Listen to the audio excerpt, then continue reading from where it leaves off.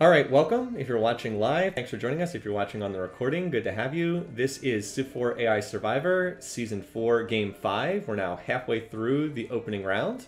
We have a group of leaders that are much more on the aggressive side. This is kind of our Warmonger Bowl 2019. Let me zoom out and show you the map real quick if you haven't seen this before. So this is the overall setup. One continent as usual, leaders kind of around the sides. I will go around and show us who the leaders are. Down here in the south central part of the map, we have our Pool 1 protected leader, Kublai Khan, one of the two Mongol leaders in this game. He is the favorite. He's been picked by about half of the people in the picking contest to win this game. Over to his west is the other seeded leader in this game. Our Pool 2 leader is Zara Yakub. He is creative, organized, has some of the better economic traits in this game. He is also probably the leader in this game most focused on religion.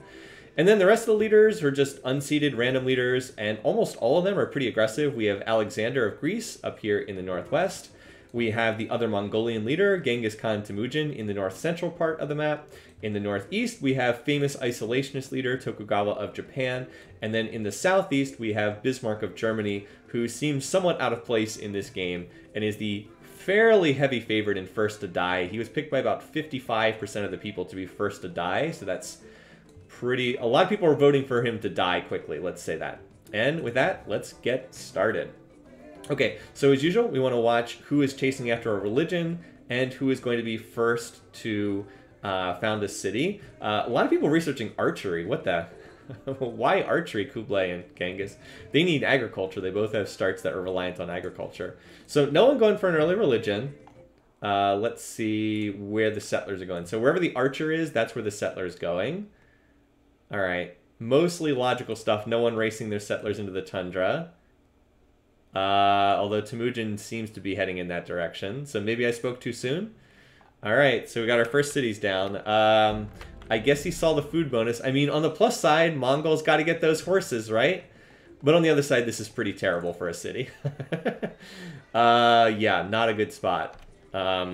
I guess it does have a hunting resource, and he starts with hunting tech, so I guess he can improve the deer, but not that great. Yeah, Tokugawa, why is he researching sailing as his first tech? Seriously, WTF, man. I don't get it.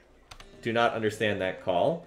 Alright, Kublai, he settled in the floodplains, so, you know, floodplains are great base tiles. Good food, good cottage potential later on, blah, blah, blah. Alex, ooh, I like Alex's second city. Double floodplains, hill pig. Now, it's going to take him a while before he can connect this pig, because he's going to need to get up to animal husbandry. But he does have the ivory, and that's going to get him the double happiness resources. So this could set up well for Alex with the gold and the ivory. That's going to allow him to, you know, have higher happiness level in his cities. Where's Bismarck going, by the way? He should probably go up this river. He's just wandering around. All right, so Zara settles. By the way, an awful long time for some of these leaders to settle their second city, although Toku does look like he's going to get an absolute gorgeous spot over here. So maybe that was worth the wandering. Zara, nice spot, wet corn. He's creative, so the borders will pop for free. Also has the stone available. No, actually, that's just for his capital. How about this? Look at this, the mined stone hill. Nice. I like seeing this. 5 production tile. No food, but 5 production. Not bad, especially given that he's got food bonuses here. Does need to get agriculture, but he is researching it. So Zara's off to a pretty good start. And then Toku looks like he's going to settle a beautiful city. Double happiness. Geez, he went for the double gems. Double food resources, double gems, a gold resource. This is awesome. Really nice. Again, if you pick Toku, this is about as good of a start as you could possibly want to see. Really, really good spots for the first 2 cities. All right, so Zara's heading after the first religion. No surprise there. Mongols are heading after agriculture. Alex, early bronze working. Don't quite understand that. Why not? Hey, Alex. Because what does Alex start with again? Hunting and fishing. Or I think he starts fishing mining, I think is what he starts with. Well, anyway, those are his 3 techs. Hey, Alex, how about agriculture? How about you connect your food resource here at the capital? I don't know. Instead, he's going for bronze working. Kind of crazy. Well, remember how well Mehmed did with the double gems? Didn't exactly go that well for Mehmed when he had that. Anyway, so who's going to be the first to get their settler out? Probably Kublai. Looks like he's going to be the first one. Also, what the heck is up with this barracks build here? Um, Overall, I do like that Bismarck has connected his resources.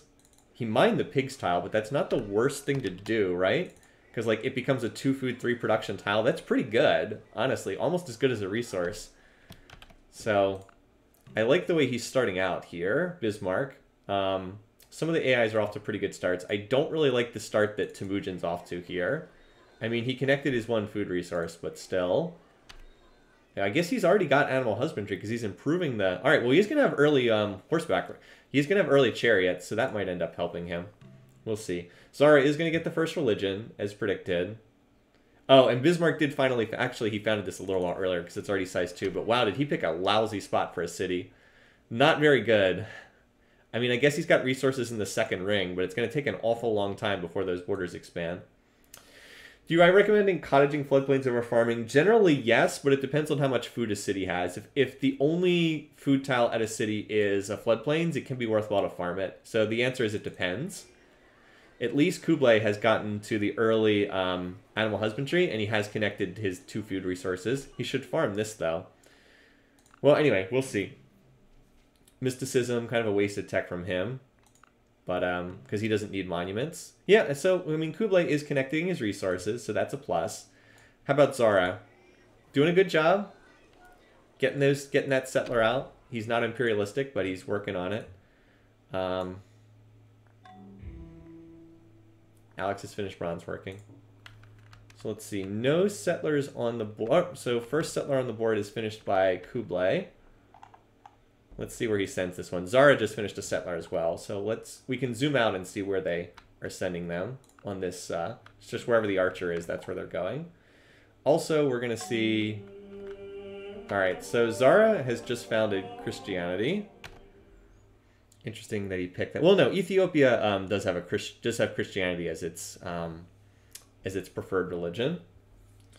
The ones taking mysticism will probably go for... Yeah, so we've got a meditation race between Kublai and Bismarck. Kublai will win a tiebreaker, so I think Kublai is going to get the religion, and that's probably bad news for Zara, in particular because Kublai's religion is probably going to spread along these rivers. Kublai also is moving where he should, up the river with his next settler. Anyone else have a settler out on the board? Temujin has one out on the board too. Again, it's wherever these archers are is where the settlers are located. So these 3 AIs already have settlers out. If Kublai plants it in this area, that's probably a good spot for him. All right, let's see what... Zara heading off to the northeast into the jungles. Gonna have to deal with some barbs. But he's got... But unlike in Civ 6, where the AI runs its settlers around unprotected like idiots, the AI in this game actually does protect its settlers. So let's see what he's got. Ooh, nice. Very nice city. Not as good as Osaka, but close. Dry corn, marble, plains cow. Plains cow is actually better than grassland cow here because this city's got plenty of food, doesn't need the extra food from the grassland cow. And then double calendar resources. Really nice stuff. By the way, how's Toku doing on this city? Well, he has not improved any of the resources yet, 23 turns into the game. So not great. Not great, Bob. Not great. He did improve his fish tiles, but he's not working them, so okay. Toku, not the greatest AI. I mean, he's got the barracks though, so good job there. You rush out those barracks. That's a very important build in the early turns of the game. Anyway, and Temujin's got a settler that looks like it's gonna... All right, so this is not a great city, but it does claim copper. Oh, and we've got Buddhism popping up. Who just founded it? Did Kublai get it? Oh, all right, so Kublai got it. All right. And it popped in his new city, so that's a better spot for it probably to pop up, because he would probably prefer to have... Oh, yeah, it's definitely better here, because look, he's going to get the copper. I'll go ahead and ping it. The copper will now be picked up much faster, because he'll get 7 culture per turn. That means he grabs this in, like, what, 8 or 9 turns, as opposed to the copper being in the 3rd ring and taking forever. So that's really nice to be picked up there. Yeah, Toku's starting techs are pretty awful. Fishing wheel. That might be the worst in the game. I mean, he's got a lot of roads, though, so, you know, good job there. He's got those roads. And Zara settled as well. Not a ton of food. This is a fantastic long-term city because it's going to have those sugars and spices and everything nice. But it's pretty weak in the early game. It does bring him ivory, though. So that's pretty nice. The extra happiness from the ivory is pretty good. Why does the ping look like a cinnamon roll? Good question. I think it's just meant to be like a bullseye type thing, but yeah. So here's a little story. Some of you probably know I worked on Civ4 before it was released in early alpha testing and beta testing. When Civ4 was in pre-release testing, there was not that little symbol. It was just an exclamation point. So I was really surprised when the game released and it was upgraded to that little bullseye thingy. I was kind of shocked the first time I saw that because I got used to whatever that was. All right, so Biz... I mean, he's connected to all his resources, so that's a plus. He's not expanding, though. Does he have a settler out on the map? Yes, he does. Okay, so he does have a settler out. I thought maybe he was going for Stonehenge without a settler, and that would have been pretty bad.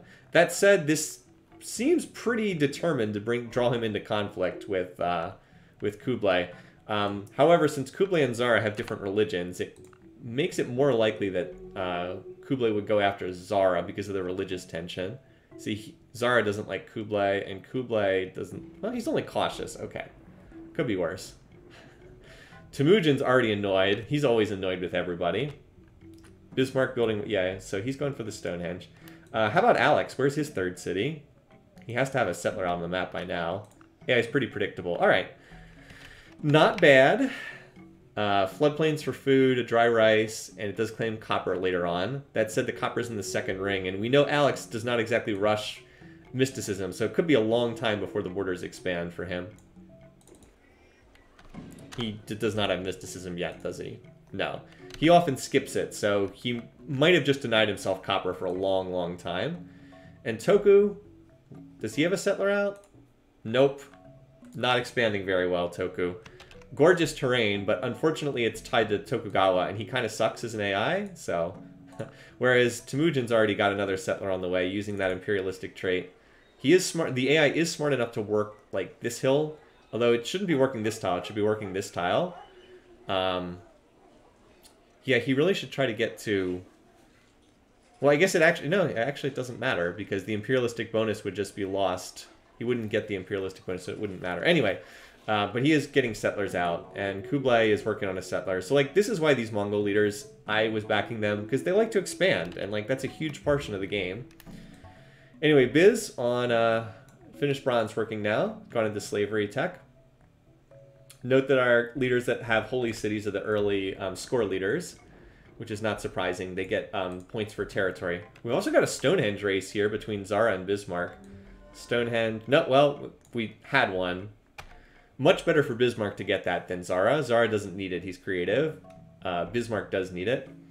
And we've got a couple people on iron working now, going for the ability to cut down jungles. By the way, yes, Toku still has not improved either gems resource, so or improved the gold, so he is wasting his time. He does have a settler out. Yes, he does have a settler out on the map, heading towards the middle. Going to be the last 1 to 3 cities. I mean, his territory is amazingly good, but he has certainly not used it very well thus far. All right. Middle of the map. More people going slavery as they finish bronze working. And more settlers finishing up. Great wall now from Zara. He actually has enough barbarians that might make sense. All right, so Toku's 3 cities are pretty amazing.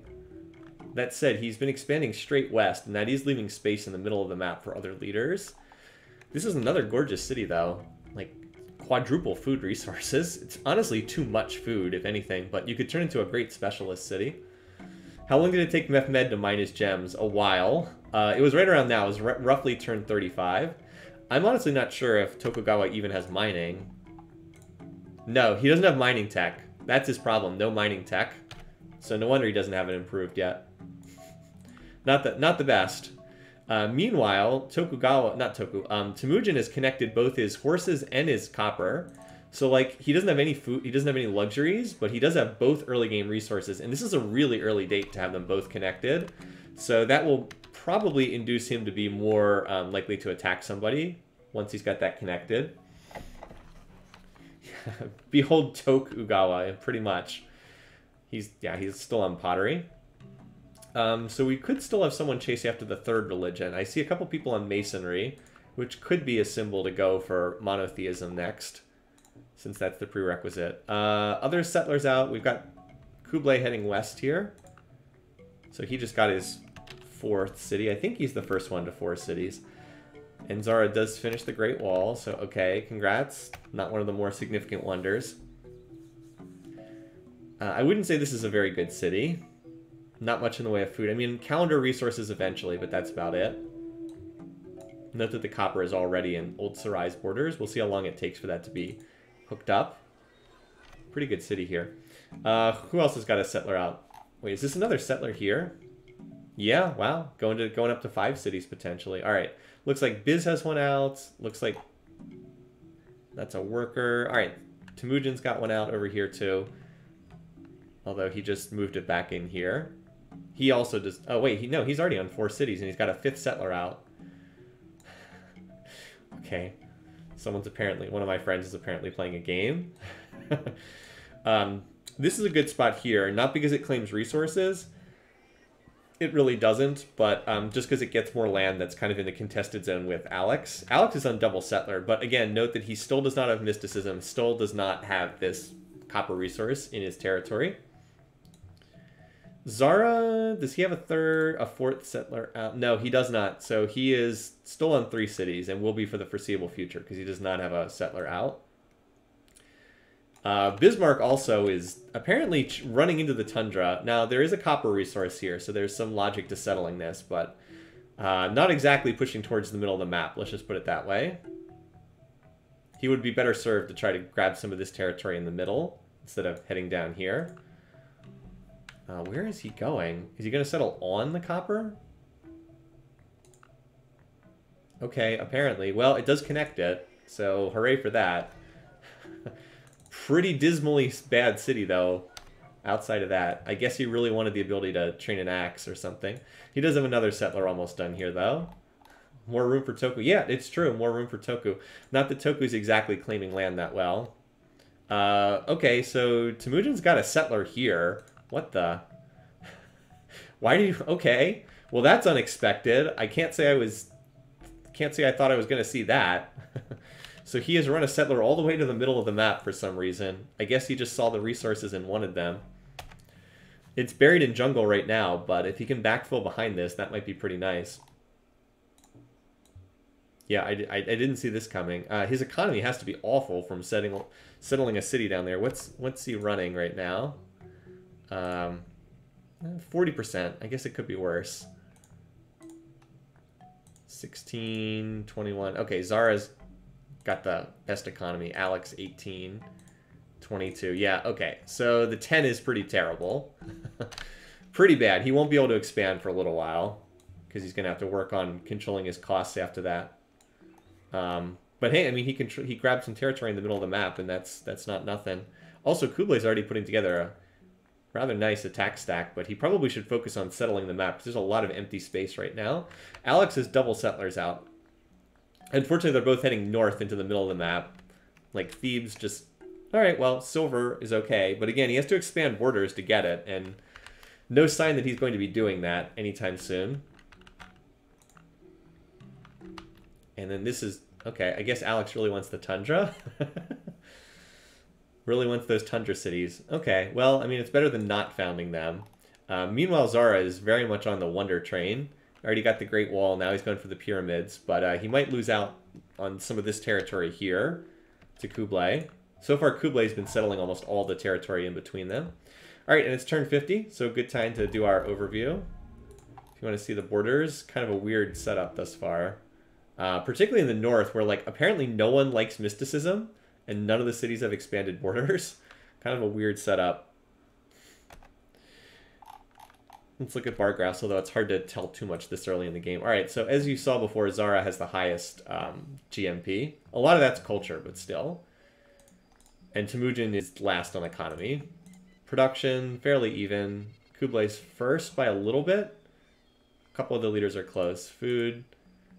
Toku is just shot up in food. Kublai's been leading for the most part, but... Power, okay, so the Mongol leaders have connected their metals, so they're high here. Tokugawa obviously has not connected any metals. And then culture, the 2 creative leaders you'd expect, and then that's Stonehenge finishing right there. A lot of territory left in the center. There's a big gap in the middle of the map right here.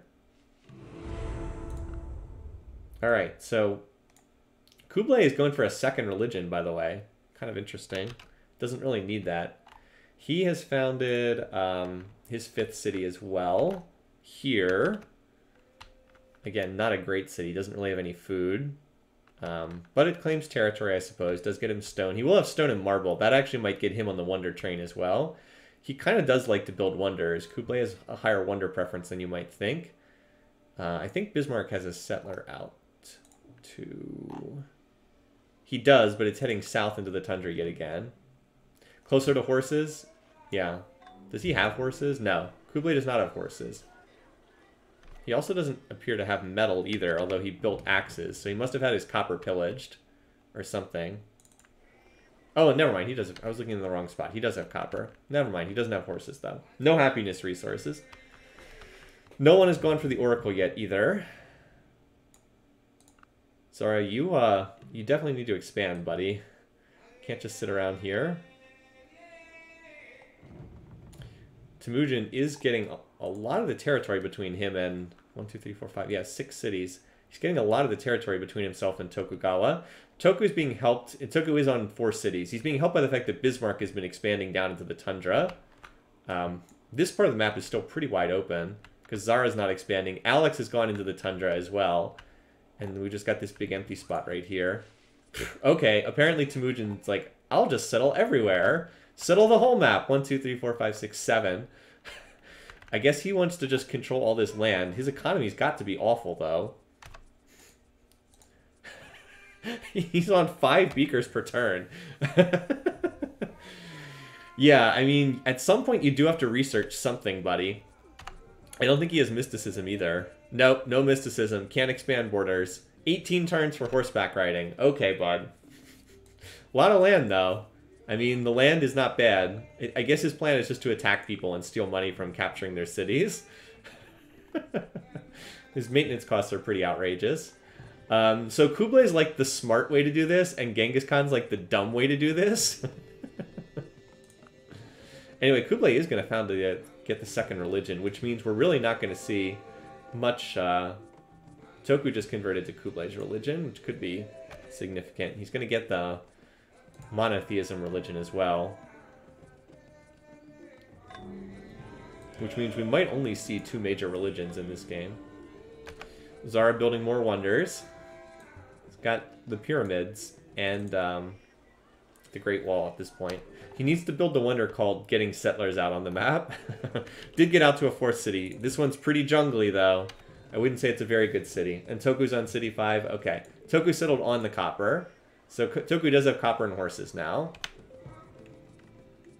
And he should get this spot as well, you would think. Bismarck got this a little bit earlier. I guess for the iron. I don't know if he's finished iron working yet. 1, 2, 3, yeah. So most people are on 5 cities at this point. Temujin's way out in front on cities, but is also way behind on this little thing called economy. Where else do we maybe have settlers on the board right now? Alright, so there's a settler there. There's an unprotected German settler here. It is in his territory, but still. Kind of still silly to be running around. Anywhere else we might have a settler? Nope, that's a worker. Alright, not a lot of settlers on the map right now. Looks like Kublai wants to grab this territory. Geez, if he gets this gold resource, that would be ridiculous. I think he might, though, because Zara is not putting a city down over here. Yeah, he's going to settle on this tile, and he's going to get this gold resource, which is ridiculous, because it's only 4 tiles away from Zara's capital. But Kublai's culture is going to be enough to grab this. Jeez. That is a spot that Kublai should not have been able to get. Really bad of Zara to let this in. What's he on? He's on another wonder. Man, he's got the Stone of Doom. They get those wonder resources, and sometimes they just go crazy building the wonders. Yeah, building swords now. Who's building swords? Someone is. Bismarck has a sword. Connected his iron. Zara got stoned. Yeah, we're at the point like right now where it's like when a leader has marble and stone, we like consider it to be a bad thing. It's a poison pill.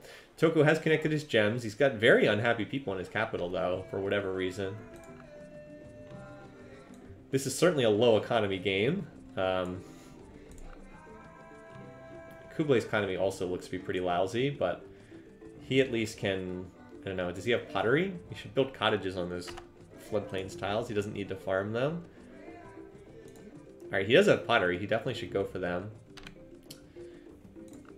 They're unhappy having to live in Toku's land. Wakanda. Fair enough. So, Alex grabbed this spot. Pretty good pickup for him. Zara's kind of running out of territory. Like, he got territory to the north, but he didn't really get anything to the east. Maybe he'll get a city down here. I'm pretty impressed with how much land Temujin's gotten. So Bismarck did grab this city. Bismarck's doing okay thus far. He's in second place on score. A lot of that's due to Stonehenge plus the free border pops from Stonehenge expanding his territory. But that said, it's not like the border expansions do count for something, right? Like the fact that he can actually work 21 tiles around his cities, whereas like Tokugawa and Temujin and Alex are all unable to pop their borders. Like that does matter. The fact that he got this Stonehenge there. Now Kublay's going for Oracle, and depending on what he slingshotted here... Oh, we should reveal the map, because that would have told us that it was Kublai who finished it. It was Kublai, because I can see the Oracle in his capital. If he slingshotted Monarchy, that's a really nice pickup. No, he went for Metal Casting. That's not as good. He would have been better served to go for Monarchy, because what he really needs is happiness, and...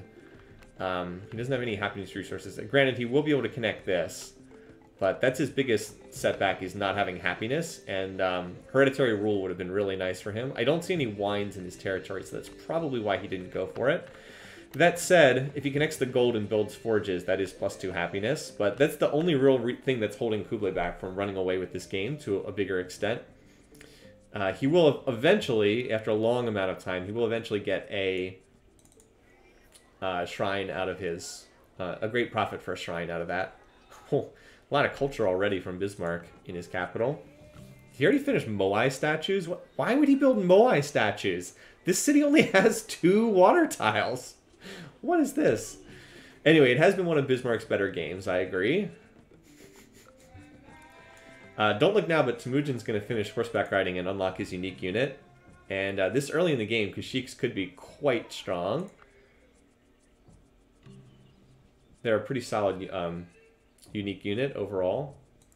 Anyway, so I don't think it'll be too much longer before we see the first wars break out. Also, Alex getting another city in the middle of the map. Don't sleep on Alex. He, quiet opening for him, and he's an idiot. He won't research mysticism, but he has decent shot to win in this game. Honestly, any of the northern leaders has a pretty decent shot to win. This was also picked up by Toku recently. This spot here. It's too bad Tokugawa won't take advantage of this gold resource from like building a monument somewhere. Alex is building monuments now? Okay. So did he... Alright, so Alex did finally research mysticism. He is going to get border pops. That's big because he's got a silver resource in the second ring, and he's got a copper resource in the second ring, and like this city will finally be able to improve some of its resources. Yeah, one thing that's helping Alex, the double happiness resource, is definitely helping him a lot. As I said, the only thing that's really holding back Kublai is the fact that he lacks happiness. If he can get some happiness resources... Ooh, he apparently doesn't control this tile. Oh, because it hit 500. Okay, so that helps Zara. The fact that he'll get the gold resource here does create more cultural tension. Yeah, this city's not getting that gold tile back anytime soon. Not at 2 culture per turn as compared to 20 culture per turn. Whoops. Toku, what was that? Oh, Toku's founding this city? Oh boy, Toku, what is this? Remember, Tokugawa will not sign open borders with anyone, so he's not going to allow Temujin to walk through this territory. So this seems all but certain to draw them into some kind of conflict. Maybe we should look at the diplomacy. How do they feel about each other? They do have very similar peace weight. Yeah, our close borders spark tension. They do have very similar peace weight. Note that Tokugawa doesn't like Zara. Oh, he's friendly with Toku. Kublai and Toku actually were on really good terms. Pleased over there because of the brothers and sisters in the faith. Anyway, not as much hatred towards Bismarck as I was expecting to see. He actually is pleased towards most people. How do people feel about him? Yeah, a lot of pleased. Kind of surprised. Now watch, this is when Bismarck's going to adopt the minority religion. He's going to like adopt Judaism and then be hated by everyone because he just picks a religion that no one follows. This part of the map, though, is totally crazy. I don't really know what's going on here between these two. Tokugawa obviously is finished. Oh no. Wait, how did he expand borders here? From religion. Okay. So he does not have mysticism. All these AIs that are so aggressive, they won't research the most basic cultural texts. Yeah, neither one of them has mysticism, but the religion has allowed Tokyo to expand borders. Okay, whatever. Speaker, the Speaker the Lionhearted. And Genghis Khan's like, okay, now that I've researched all the way up to my unique units at horseback riding, now I'll go for pottery. If you want to see what these guys look like. They actually look kind of cool. Normally they have the brown borders, but here they've got the yellow border. Oh, geez. Okay, maybe let's turn off those resources. Woo! There they are. I actually like them with that yellow border. They look pretty cool.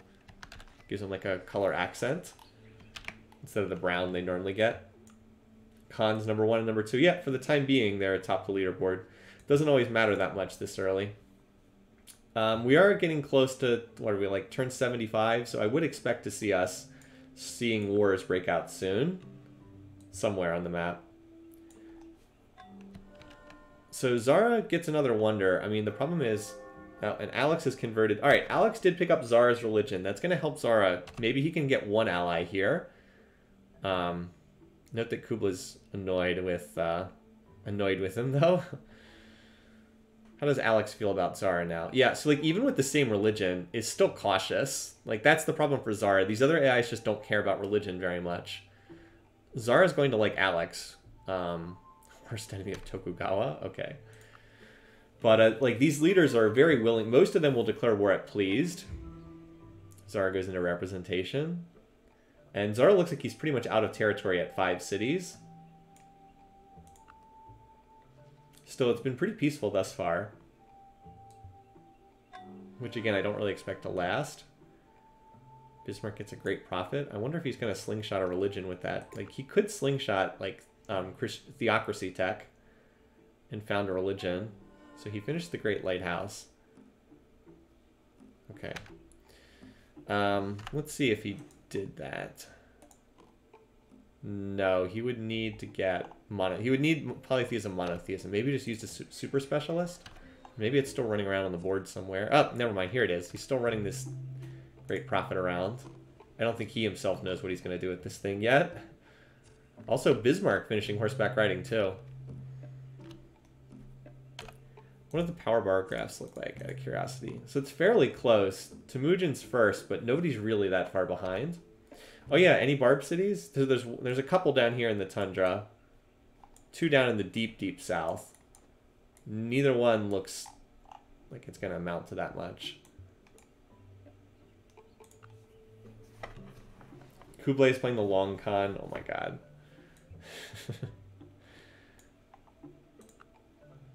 So for right now, I think we're just kind of waiting for someone to declare war somewhere, which again seems likely considering how much all these guys like fighting. Trying to see if anyone's like building an unusually high number of military units. This area is so ridiculous. Yeah, Temujin is such a loose cannon. I wouldn't be shocked to see him. Check that barbed warrior behind the mountains. Where is there? Oh, okay. Poor guy.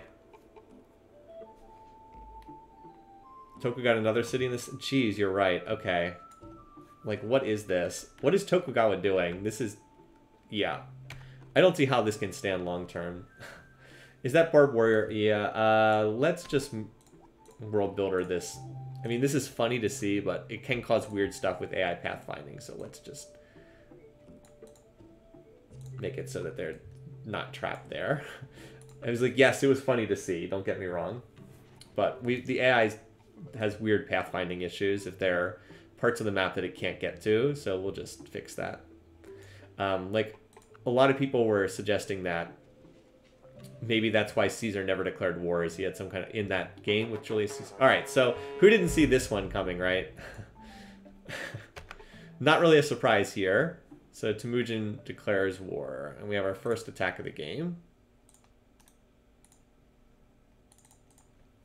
I mean, Toko is kind of asked for this, given that where he's settled. Alright, where Temujin had a stack in this city, where did he send it? Did he attack one of these cities? Looks like he attacked units and it didn't go very well, or something like that. You would think he'd be able to get these cities. Does Toko have masonry? Yes, because he's already built walls in this city. And he did manage to found this one in a city on a hill. Toko has a 9th city in the north. Okay, you're right. Oh, we could have spear versus chariot. Oh, and Alex now started a war too. So you saw how much that religion did to help out Zara, right? Alex just goes right ahead and attacks anyway, even though it's the shared religion. Okay. Sword, phalanx, chariot. I'm actually kind of amused to see if this spear can just kill the chariot and auto-raise the city. Yep. Unfortunately, that city was size 1, but he did get the auto-raise. Meanwhile, over here, this city is on a hill and has walls, so the city's not going to fall. Alex is just wasting his time here. That said, Zara could be first to die if someone else gets pulled into this war, like Kublai, potentially. Quick, Zara, build that apostolic palace. He's not quite there yet. He did get this city in the middle of the map, so that gets him to 6 cities at least. Kublai's going to finally get horses. I think he's been missing horses the whole game, yeah. Has a lot of resources, but no horses. So he will finally get them here. Anyway, let's see. So does Temujin have a... Can he put a credible stack together and capture one of these cities? Maybe. He's been attacking this one, and it doesn't have walls, but it is on a hill. So he's been attacking it without too much success. Sure, we'll sign up in borders. Worst enemy of Kublai? Okay, well... Some very promoted archers there. Look at that. City Garrison 3 archer. That's that protective trait at work. Alex getting hereditary rule is kind of nice for him. Not surprisingly, Alex's attack has not done anything. Temujin doesn't have ironworking. He's researching it now. If anything, Zara looks more likely to be first to die right now than Bismarck. Although, actually, Bismarck looks like he's about to attack against Kublai. Like, I think that's what this is. I don't know how smart of an idea that is.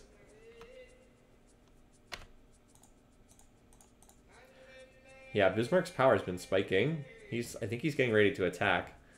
Yeah, so Temujin was leading in power, but it kind of dropped off. Everybody's quite close right now. Oh, where's he going with this force? I'm assuming that this is going to an attack. This city does only have 3 units in it, so it is vulnerable to being captured until it builds walls. Also, this city was just being attacked by one Kashyyyk managed to kill an archer in here. There's only one unit in this city, so a good roll from this Kashyyyk could capture Izumo. Unfortunately, he did not get a good roll. So Alex has now picked up Kublai's religion. That's pretty important. Wow, and everybody's going Buddhist. Okay. Yep, that's not good news for old Zara. Not the best news for Zara. Oh, maybe Bismarck is heading around to... Oh, I think you're right. I think he is heading around to attack Zara. I think you're right. He doesn't seem to like Zara. He must be, because he would have already attacked by now. Boy, this could be a disaster for Bismarck, running all his units around to here. I haven't really been watching the Alex vs. Zara fight because it seems very unlikely any cities are going to fall. How about Kublai? I don't know quite what he's doing. He's on Monarchy, which is the tech he should have slingshotted with the Oracle. Yeah, I think you're right. I think Bismarck is going to attack Zara.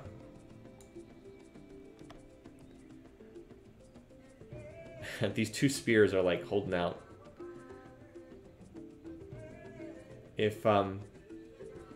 If Temujin could get some more axes in here, he'd have more luck. Because most of the defenders here are spears. Map reveal? Good suggestion.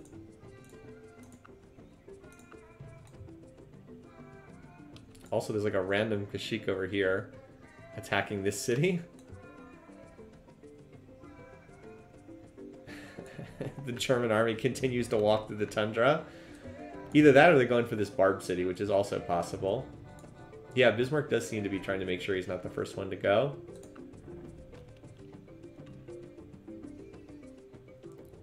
Alright, so Toku's got some reinforcements, and Kublai does finish his shrine.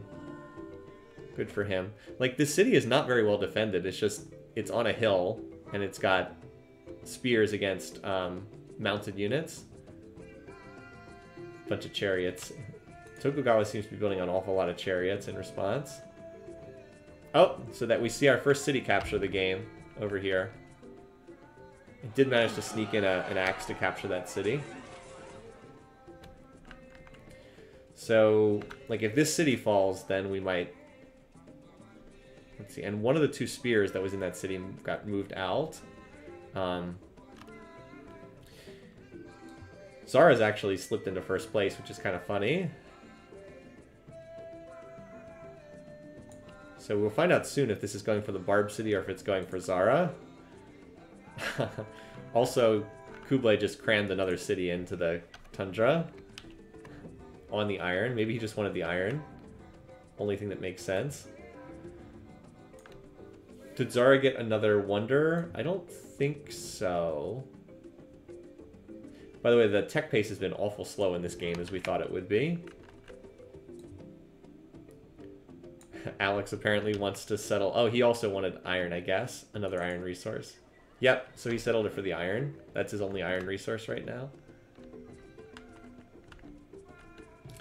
So Zara might be atop the scoreboard, but his long-term situation in a world where he practices a religion no one else is practicing is not the best.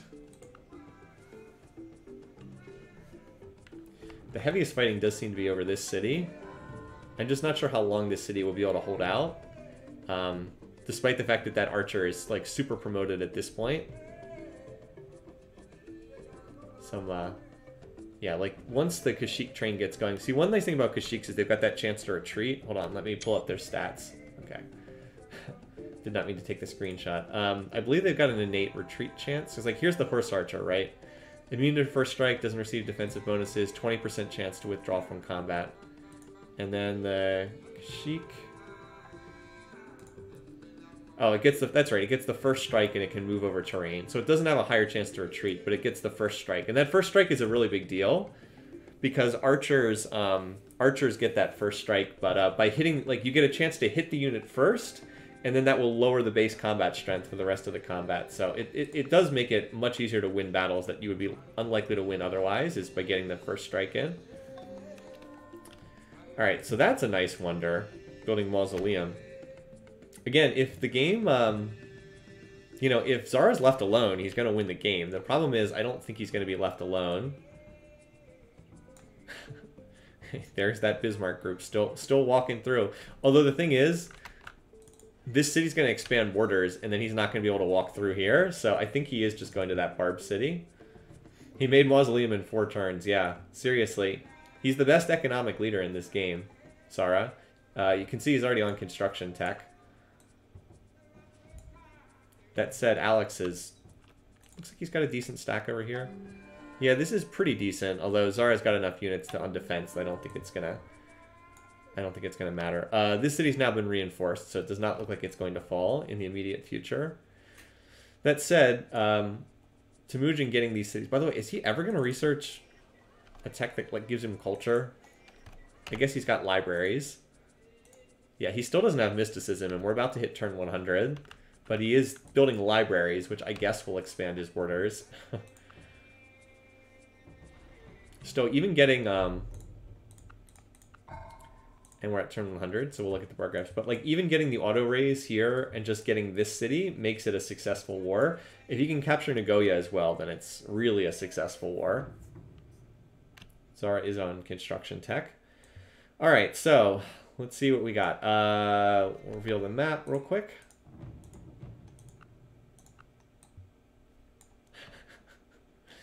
Oh, never mind. They can walk. I forgot. They can walk this way if they're trying to get to Zara. They can go here, here, here. Is Bismarck getting the Code of Laws religion? I believe he is. Because I don't think anyone has Code of Laws yet. So he is going to found a new religion. That's a good point. And that's going to make him not popular with everyone else. Because no one practices that religion. All right, GMP, Zara's winning. No surprise. Kublai and Bismarck are next. Temujin's economy is awful. Production's pretty close. Kublai's in the lead. Food. Alex is the surprising leader in food. Temujin and Tokugawa are low, probably because they've been whipping. Everyone else is pretty close. Power. Alex is on the rise here. Bismarck is also kind of first. Kublai is surprisingly low in power.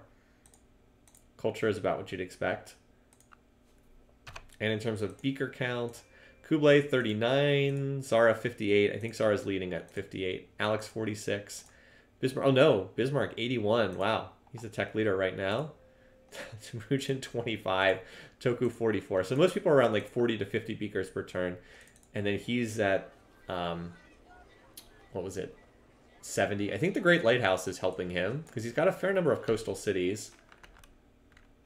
So yeah, I think that that's helping. All right. So again, the main combat continues to be right here in the middle of the map. But the city keeps being reinforced. Hereditary rule is going to be nice for Kublai. Like I said, his biggest thing was he lacked much in the way of happiness resources. So the wines plus hereditary rule is going to do a lot to help his score, which has been falling behind. Also, note that Alex has been really rising up there. And this is the reason why. Look, 4 happiness resources already. He can just grow his cities larger than a lot of his competitors. Also, him on construction is pretty important because that will allow him to take down the defenses that are protecting Zara. Zara has not made any offensive movements of his own yet in this conflict.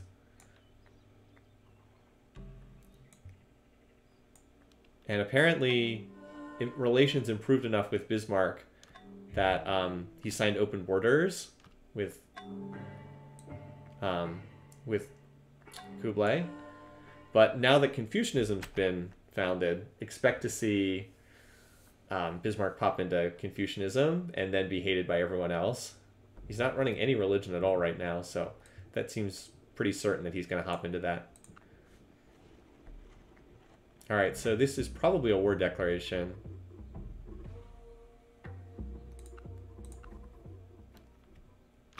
Or maybe not. Yeah, Bismarck just goes to Confucianism. Or maybe not. I guess he's got open borders. Where is this unit going, then? Really puzzled by where the heck this stack is going. Bismarck adopting that religion is not a good decision on his part. We continue to have this weird border situation. Although Toku looks like he is about to take a city from Temujin here. What is Bismarck's worst enemy? Oh, and there's apparently catapults on the part of Tokugawa, so yeah, he should be able to claim this city no problem. These two are kind of trapped in like their own death match up here in the north. Yeah. So we now see a reversal. And the Mongols lose the city. I think, and they signed peace, and that city was given back. So pretty bad end result for Temujin. He captured a city, but then he lost one, and he gave back the captured city in the peace treaty. So all he really got was the auto-raised city. Zara going for Apostolic Palace, is he? I don't think he has the tech for it yet. He is going for Hanging Gardens, despite being in a war. I still have no idea where Bismarck's stack is going, the one that's been wandering around. I don't think he can decide where it's going either. Just wandering around in Mongolian territory. So the only war ongoing right now is between Zara and Alex. Both of them now have construction tech, so they can both build catapults. Right? I know Alex was on it. He did finish it, right? Yep, so he can. Oh, he's building his unique building first. He wants that Odeon. They're on unit counter instead of city attack, so who knows? Good point. Good point.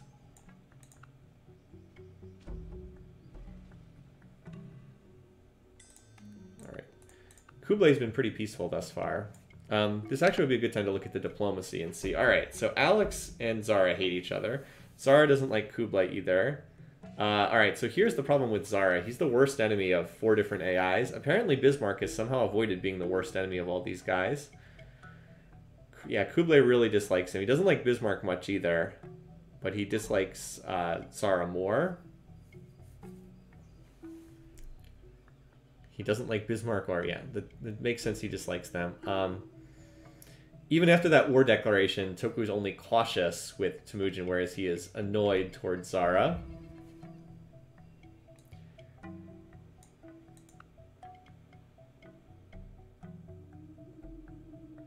I still think Zara is probably in the worst situation right now just because of his diplomacy. Like, I know he's near the top of the scoreboard, but diplomatically this doesn't look good.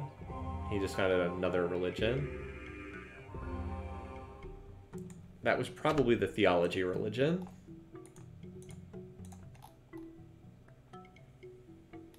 Yeah, okay. So theology. So expect him to start Apostolic Palace. I'm not sure how useful it's going to be in a game where no one else practices Christianity, but I would expect him to go for that maybe after he's done with Hanging Gardens. It is an expensive wonder. Yeah, meanwhile, I don't really know what else is going on, other than the fact that Alex is not going to make any progress until he can get some catapults. Alright, now he's building some. He had to get his unique building done first. Yeah, people do not like Zara because of his religion. That and peace weight is part of it. People don't like Tokugawa that much either. Oh, well. Oh, is that where he was going? He was going to declare on Alex? Okay. What? Is that where his forces were going? To attack Alexander? What? Okay. Sure, buddy. Have fun. Knock yourself out. Okay. I mean, I guess that's good news for Zara. Here's the Bismarck forces. Okay. Gonna get some, you declared war on our friend malices from other leaders as a result of that. Yeah, see, you declared war on our friend. He's friendly towards Alex and Toku. Okay. Well, I mean, I guess that's good for, as I said, I guess it's good for Zara. Here's the Bismarck stack. It is pretty formidable. Especially because Alex has got his units over here. Alex first to die now? Would be fascinating if that happened. Yeah. Enough with your request spam. Bismarck's forces are like still wandering around in the desert. So the only one who has not been in a war yet is Kublai Khan. He's got a fair amount of power. It's just who he would want to go after. He probably wants to attack Zara, because that's the one he dislikes the most. Zara's on feudalism though, so make it hard for anyone to attack him. So here's that German stack slowly making its way. There are no catapults in this stack, so this is not going to do anything for the time being.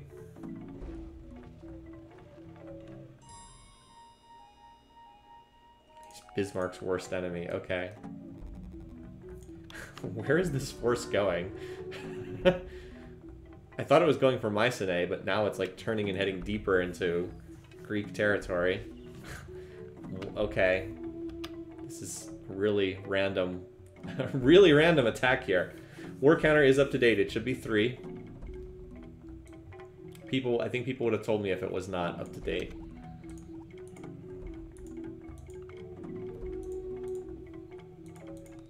And let's toss ourselves another tech to get into the next stage. I think everybody's got iron. I think everybody's got horseback riding by now. Does Toku have iron yet? Good question. He has swords, so I'm going to assume yes. Alright, so that's kind of what I think we were expecting Kublai to declare at some point on Zara. I was hoping that the dog pile would be on Bismarck, but it looks like it's going to be on Zara instead in this game. If I'd known that Kublai was gonna found a religion, I think I would have guessed that. All right, so here's the big stack right here. It should be enough to overrun this city. Now, Kublai does not have catapults yet. He does not have construction. He's gone for the more economic route. He went for calendar, which is important because he has a lot of calendar resources. But he has enough force just to overwhelm this city, so I expect that to go down with no issue, which indeed it did. So yeah, doesn't look good for Zara right now.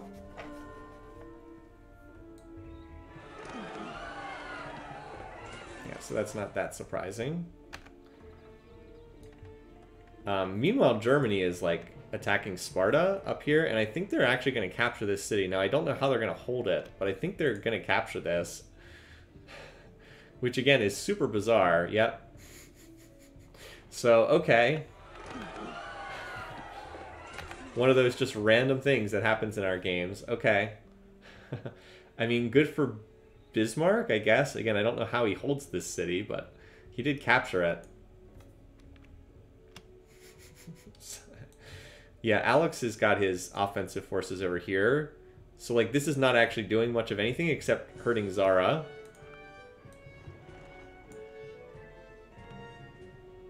Kublay's still not going for construction. He's going for currency, which is the better economic tech.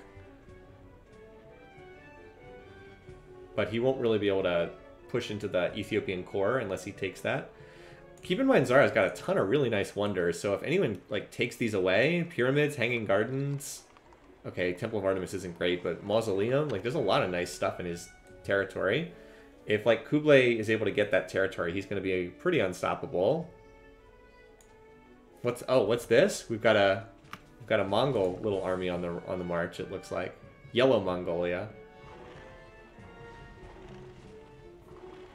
I'm curious where this force is going. No, no one's built the statue of Zeus yet. Good question. Oh, Sparta was apparently recaptured? Actually, it looks like a peace treaty was signed. Okay, so what was the point of that war? He captured Sparta and then immediately gave it back. I mean, the big thing that does is it wipes out all the buildings in the city. So everything that had been built got wiped out. Still bad news for Zara, though. Like, this city is now being sieged up by these catapults, and Alex could probably take this once he gets the defenses down. I mean, it is longbows in a city on a hill, but there's only 2 longbows there, and there's a lot of units.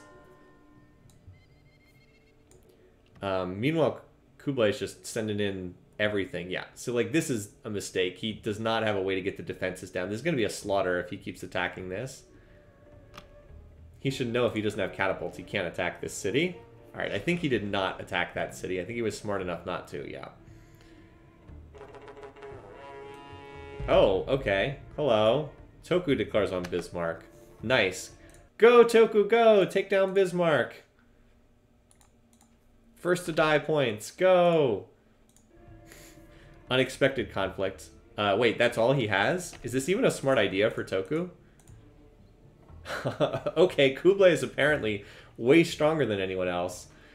I don't know if this is the best call from Tokugawa. You want to see a panzer? Bismarck's won from feudalism. Yeah, rematch of last season. Okay. I mean, if he can take some territory away, sure. But Bismarck did build Chichen Itza, so it's going to take forever to get any of his city's defenses down. I don't know, man. That said, Bismarck does have all his... I think Bismarck's army is still way over here in German territory, or in Mongolian territory.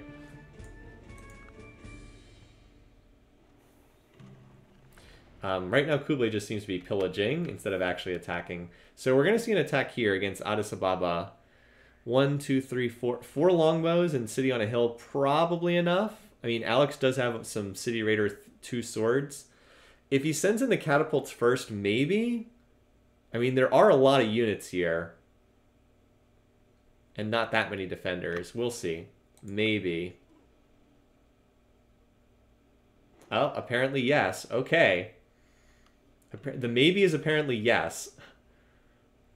Bloody battle, but he got it done, and that's a core city. Also, Temujin's still got a fairly large army up here. Alright, well, looks like Zara might be on his way out. Much as I'd like Bismarck to be the first one to go down, I think it's going to be Zara at this point. Let me get the war count. Also, our war counter might end up fairly high in this game. Yeah, this is not looking good for Zara. The only thing that's protecting him right now is the fact that Kublai does not have catapults, but that's only going to last for so long. Also, all the defenders ran out of this city. So now it actually could be captured by Kublai. Yeah, and Kublai just massacred the units that walked out. So, yeah, this city lost. Like, there was a huge stack in here, but not anymore. Now he could probably power through, even with the plus 50% bonuses, because there's only 2 longbows in the city, and that's not a lot. How many are at war with Zara? 3 people are at war with Zara right now. Kublai, Alex, and Temujin, all fighting him. And the other low piece weight AI is Tokugawa, who is at war with Bismarck. He's sieging up this city. He has 1 catapult, so we'll check back in here in like 25 turns when the defenses get low. For the moment, I think the more interesting action is over here.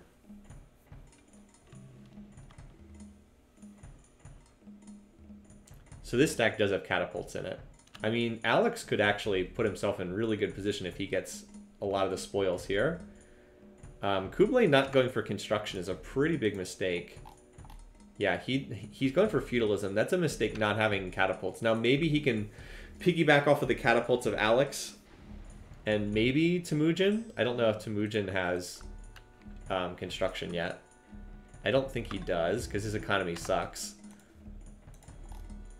Oh, no, he does. He does. He just doesn't seem to have them with this little stack here. Because, like, Alex will take down the defenses here. He's got a bunch of catapults. Actually, this could be really nice for Kublai. If this stack is almost all catapults. So, like, if they take down the defenses and Kublai, like, walks up next to it with his big stack, yeah, you're in trouble, buddy. Yeah, not a good look for you. Wait, who are these war elephants from? Bismarck has war elephants? What are they doing over there? Anyway, so there are more units outside Essen now. Or more catapults outside Essen now. That said, Bismarck seems to have war elephants ready to strike back, so...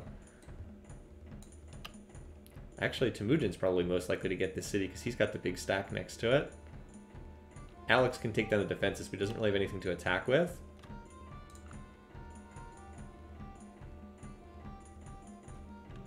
Yep. So, as I said, Temujin, I thought, was in best position to get that. So, Zara's, yeah, he's finished at this point. It's going to be hugely important who gets his capital, though, because the capital is where all the wonders are. Like, Kublai is currently the strongest, but if he doesn't get anything out of the conquest here, it's going to be rough on him later. He's got another stack kind of building down here, where Zara's not as well defended. Toku actually has... did Toku actually sign open borders with anyone? Yeah, he did. He signed them with the low peace weight leaders. Their relations got to the point where they were actually willing to sign open borders. This could turn into kind of a friendly game, though. If all of them get to friendly with one another, they won't attack each other after that. Like, Kublai is friendly with Alex. He's friendly with Temujin, and he's friendly with... Yeah, so they might actually get to the point where their shared peace weight's high enough that they won't fight each other.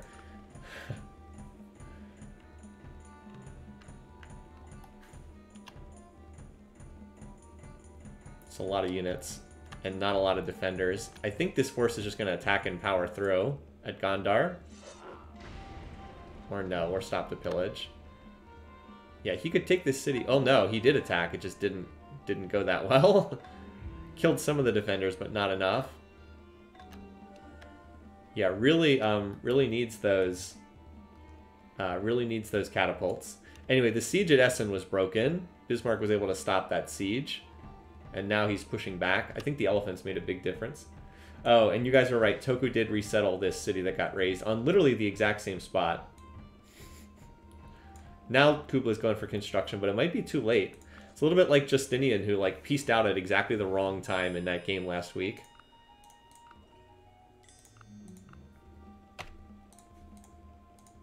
So like Kublai still has the most power, but like if he doesn't get any of these cities, it's not going to matter. This city's taking a beating, but with all the defenses up, it's hard to capture. I guess now we're seeing some more action over there. Yeah, that longbow is just holding out. Christian Shrine might change, it's true. someone might flip to Christianity if they get if someone other than Kublai gets it. That's a good point.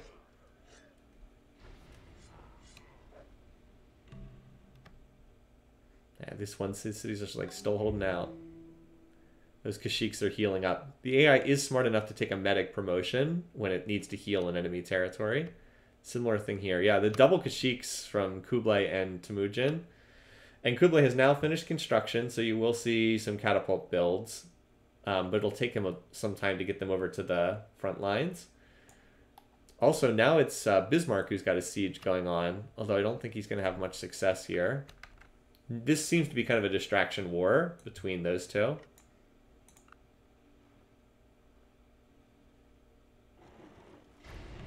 Gondar is getting low. Kublai attacked again and didn't succeed. So Alex is probably going to get this city. He seems like the clear favorite to pick it up.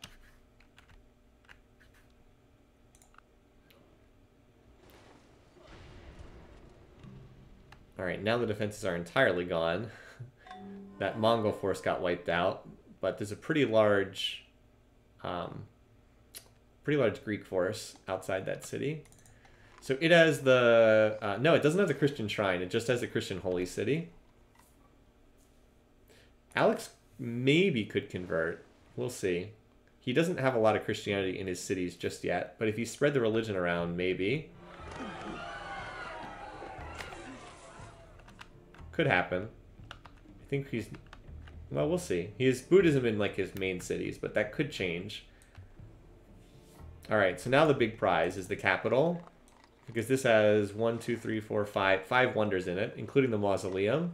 Also has all these military instructors, although I don't think they get carried over.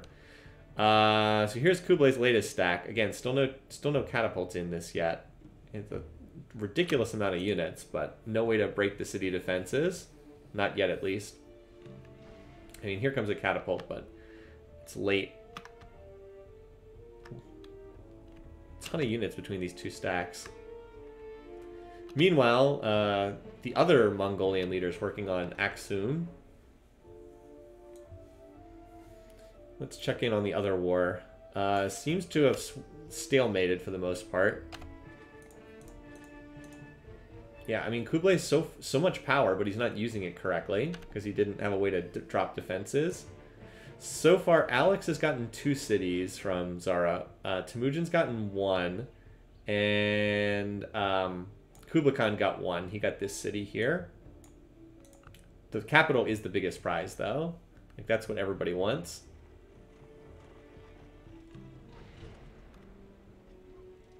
Yeah, just, I mean, it's anyone's guess who gets the capital. That is one of the things where it literally does come down to luck. All right, yeah, I mean, this city's got enough defenders that you're not going to power through without catapults. Too many units.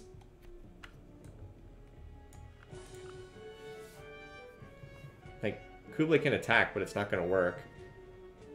And he attacked, and not surprisingly, it failed to work. He actually got shredded pretty badly there. He lost a lot of units. That's why you see the Great General from Zara. Kublai not managing this war very well when he was in a position to pick up more than anyone else. Not Kublai, he wants the city in the tundra. He does seem to want this city. It is a holy city. Apostolic Palace is going to finish. So yet another wonder that's going to be crucial in this city. Although it's going to be keyed to Christianity. I don't think the AP religion changes. I think it gets set when the...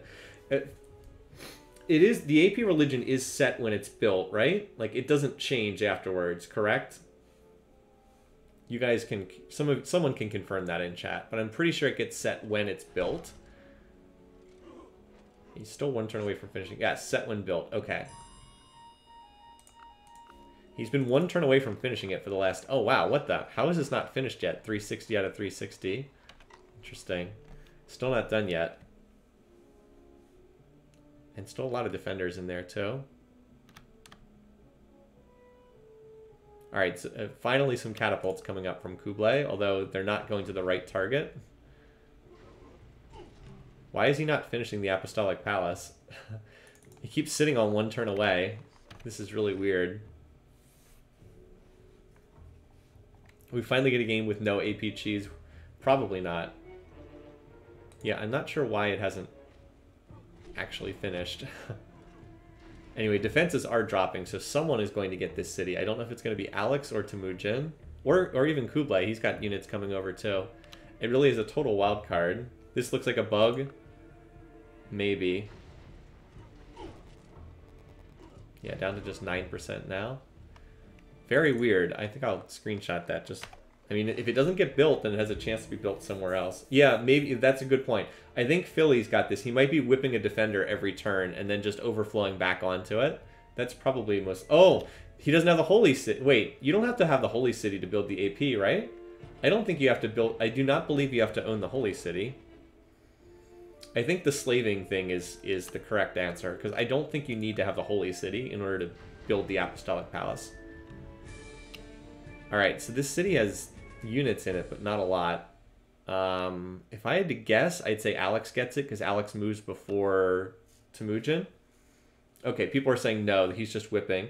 Well, if this gets captured, then the AP's not going to finish in there. I think Alex gets the city. Nope, it held out another turn. Getting low. I mean, I think Alex attacked, but he didn't get it. No, not Gaius Marius. Anyway, there is still another war going on over here. It's just not as interesting. It does still appear to be stalemated between these two. I guess Essen is technically under siege, but not by much. And there's like a gazillion longbows in there, so... Yeah, this whipping... Yeah, okay, that explains it. Plus 11, we cannot forgive your cruel oppression. Yep, that explains the unhappiness. He is literally whipping a unit every turn. No, there's no Sullla in this game. I asked for it, but it was not added to the game. Look at all those injured spears. Look how much, by the way, look how much experience these units have on them. 18 XP, 14, 17, 16, 16, 15, 15. Those spears are just super promoted. They almost all have combat 2 formation because they've killed so many mounted units. Most of the attackers have been mounted units. Zara may actually be able to hold here for a turn or two. Shouldn't Sullla be happy Marius is dead? I guess so. Anyway, so Kublai gets that city, and for the moment the defenses appear to be holding. Now Alex does have more units, but like if the defenders hold out long enough for Kublai to get his monster stack up here, that could be really big. Also, Kublai just finished Statue of Zeus. So Kublai gets one of the game's most important wonders. Statue of Zeus is super key. Anyone fighting him now is going to have terrible war weariness. So yeah, a lot of unhappiness, a lot of whipped units. Apostolic Palace still only 1 away. I mean, it's going to finish at some point. At some point, the city's going to hit size 1, and then the AP is going to have to finish. Amusingly enough. It's been quite some siege outside this city. Yeah, he has almost whipped it down to size 1. I guess the AP... Oh, so another big attack came in. And the defenders are almost gone now. Some of these Kashyyyks are absurdly promoted too.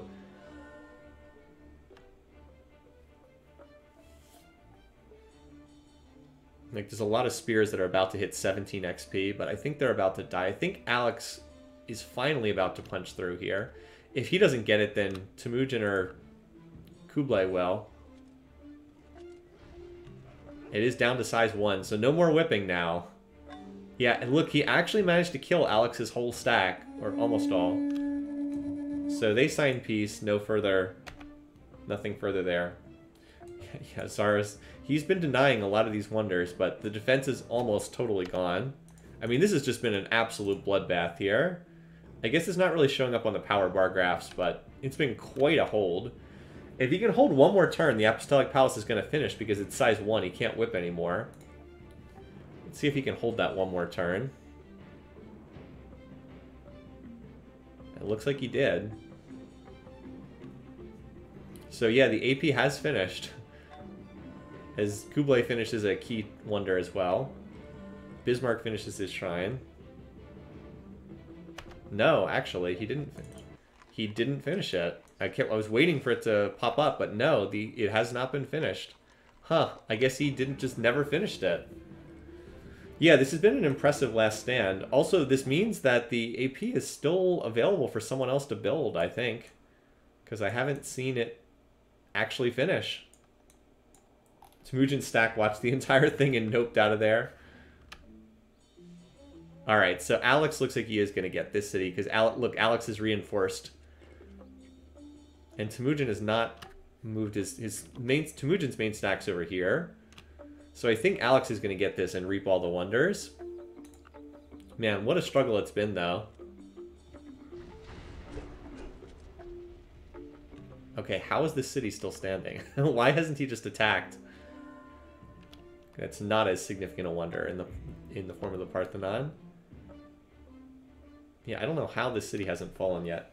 Teching in this game is awful. The tech rate has been abysmal, which is what you'd expect for this crew. But yeah, it's been abysmally bad. I mean, at some point, someone's going to get this city, right? Alright, Alex does finally claim it and grabs all those wonders.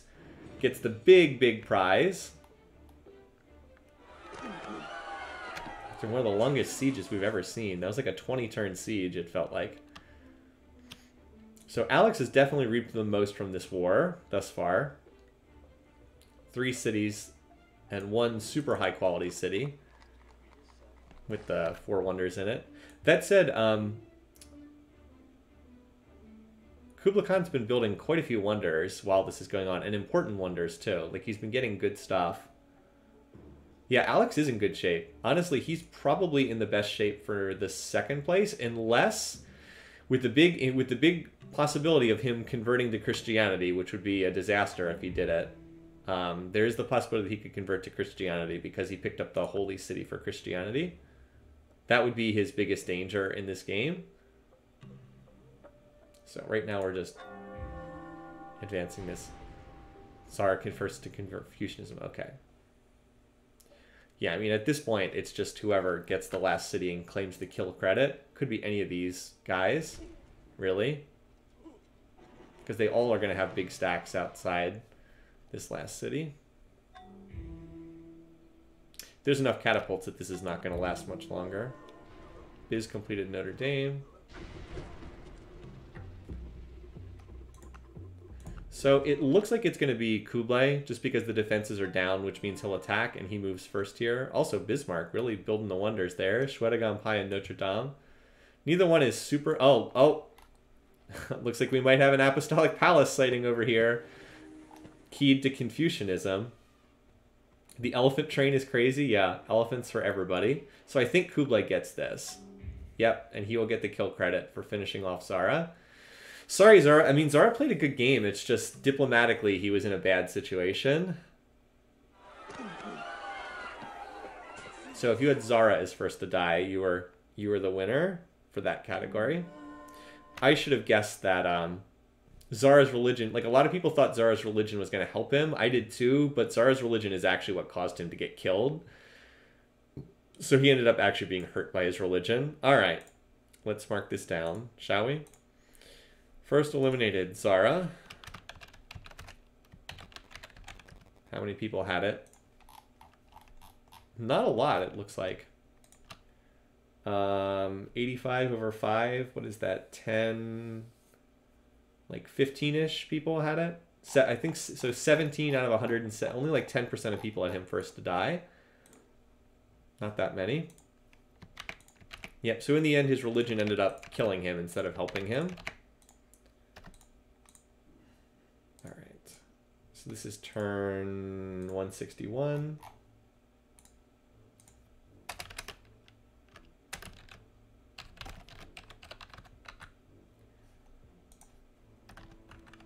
Then we got to give the kill credit over to Kublai. First kill of the game. All right. Let's go back.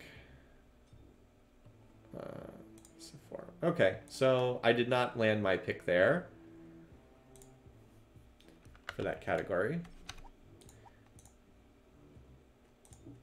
So we'll refresh the map.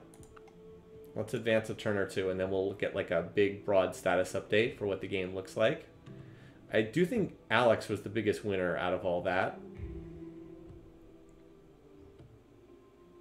He got like the 3 cities. Because like Kublai also got 3 cities, but they definitely were not as high quality as the ones that were picked up by Alex. And Alex has now pretty good control on the western edge of the map. Like, Temujin did not get that much out of that war. He's got this one random city here. Alex was denied. Yeah, Alex... I mean, they all had a shot, right? All 3 of them did. Barbarian... Okay, so we had an auto-raised... We had a Barb City get auto-raised. Okay. That's not a big deal. Alex does have a weird shape of his empire. It's true. Kind of an odd shape, I agree. It's got kind of like a hook here. What he really needed was he needed to get this city. That would have made it a lot easier. Yeah, we've got Apostolic Palace under construction in Mongolia as well, but I think it's going to be finished in Germany. So then we're going to have Confucian. We wonder what Bismarck can do with his religion that no one else practices. Everyone else is Buddhist. Shanty Pete's still in the game leading the barbarians. Alright, so it would have been more interesting if we had had a Buddhist Apostolic Palace, but instead we're going to have a Confucian one. Oh, there it is, you guys. Alex just converted to Christianity. Alex just converted to Christianity, and we get the Apostolic Palace. Wow, what a busy turn. So what did we just have happen? Hold on. A lot just took place. So Alex converts to Christianity. He left the Buddhist bloc, which is probably the biggest thing stopping him from winning, being on the winning team. Bismarck declared on Kublai, which was a huge mistake, and Bismarck just completed the Apostolic Palace. Wow, busy turn. Okay, let's pause before we get into that and do like a status check on the game. All right. GNP. Wow, Kublai's way ahead in GNP. Holy cow. He's in good shape. Oh, we should check how far Confucianism spread. Good question. He is not in a golden age, and I'm sure some of this is culture, but a lot of that's got to be actual GNP. Production, yeah, Kublai's in really good shape.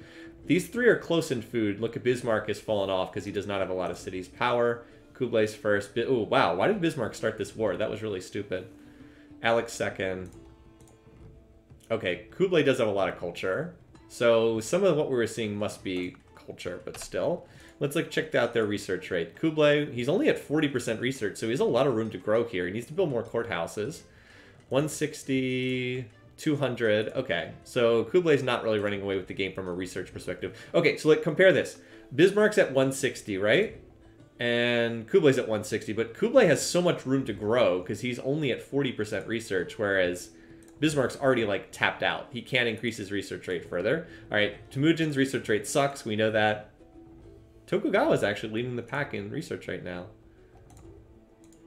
Where are they on the tech tree? Yeah, tech tree is a good call. Let's see, because we haven't looked at that. All right, so Kublai, researching engineering. He's mostly done medieval at this point. He's all the most expensive medieval techs. Will he go for guilds would be the big question, because that would be smart. Get those knights in play. All right, Alex is a little bit behind. He's missing civil service. He's missing the stuff at the top of the tree. Also could go for guilds. Bismarck has paper. Bismarck's about even with Kublai. He has paper, but he's missing the stuff at the top of the tree. Also could go for guilds. Temujin's behind. We know he's behind. Quite a bit behind. He's still late classical, early medieval. He's on machinery. I wonder if he'll go for guilds. Could really use some of these other techs. And Toku... Okay, Toku also has paper, but he's missing the top of the tree. So they're all relatively close together. I think Kublai and Bismarck are a tech or 2 ahead. And in terms of diplomacy, yeah. So Bismarck does not like anyone in this game. And nobody likes him. So he is almost certainly the next one to die. Because look at this. Nobody likes this guy.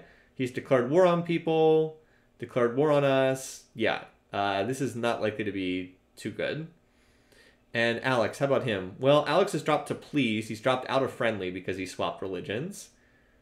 And similarly, yeah, people are just pleased towards him now. They were friendly before, and now they're just pleased. Although Kublai is pleased towards him. Because he's got the big mutual military struggle bonus. And then we also, one more request. We had a request to look at where Confucianism was spread. All right, it has not been spread at all. Literally no one out. Oh, over here. Tiny bit of Confucianism over here. but not much effect. He could call for a declare war against Kublai. He could get a attack Kublai right now because Kublai does not have any Confucianism in his cities. So that could happen. He could vote that throw, which is pretty interesting. All right, so this is a good time to switch up to the medieval music because we're kind of at the beginning of a new era here. Let's do that, shall we? I'm pretty sure everyone already has theocracy. Where is it? Or theology, that's what I meant. All right, but in terms of power, Kublai's way ahead. Oh, Adulis has Confucianism? Where is that? Oh, yes, you're correct. Thanks for spotting that. He has it in one city. Wow, this could really end up helping Kublai. The fact that Bismarck cannot call a crusade against him. Pretty big. All right. So where is the Bismarck stack here? Not bad. It's just that Kublai is much stronger. So I don't think that this is going to go his way. Add AP Risen to Observer. Yes, thank you. Thank you. I totally forgot. We need to do that. It's been, you know, it's funny. We've had Christianity as the holy city for the AP for the last couple games. So it seems funny to have a different religion now. Yes, thank you for reminding me, chat. All right, so yeah, that's a lot of units running around. I think Kublai's on top of this. He just finished the shrine for his minority religion. I'm assuming that means he's finished his main shrine. Yep, 22 culture per turn. And let's see how far he spread Judaism. Maybe this will get him to spread Judaism a bit more. Where was the holy city? Here it is. Okay, only 6 gold per turn, so he should do some spreading of that. Let's see if he's able to capture Turfan here. I like how Kublai's attack stack just totally ignores what's fighting him and goes right up to the next city here.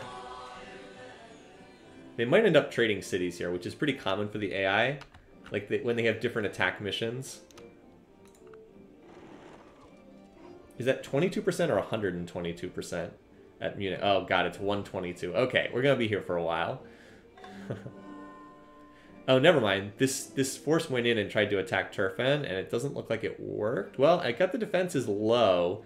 We'll see if... remember, Kublai moves first in turn order, so we'll see if he reinforces that city, which he should.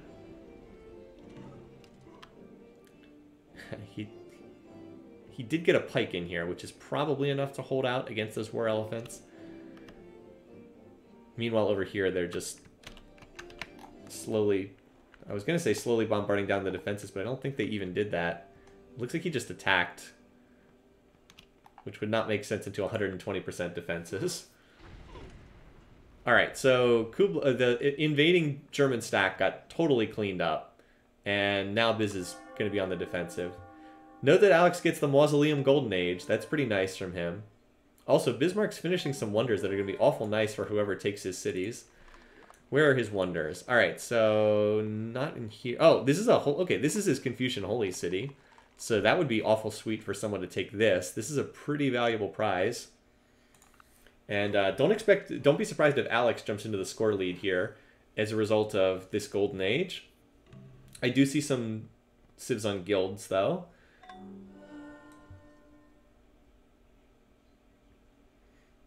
I'm just looking to see if anyone else looks like they're plotting war right now. Alex, maybe. He is building units. Temujin does not appear to be plotting war right now. Also, Temujin's in a pretty weak spot. Honestly, Temujin's only real hope is that Kublai kills everyone else in this game. and he just stays like the distant second place friend of Kublai. Alright, Kublai is going for guilds now. Again, he needs to get more siege units here. Yeah, oh, Alex's power has been going up. Who does Alex dislike? One guy. He really dislikes one person. There's one guy he doesn't like very much.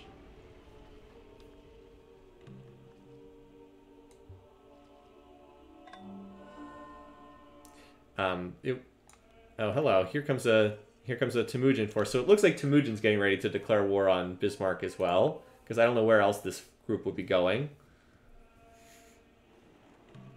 Doesn't have engineering, so he can only move 2 tiles per turn. But yep, here comes this force over here. So that'll speed up the siege of Munich. Kublai will probably get this city regardless because his culture will grab it, even if Temujin were to capture it.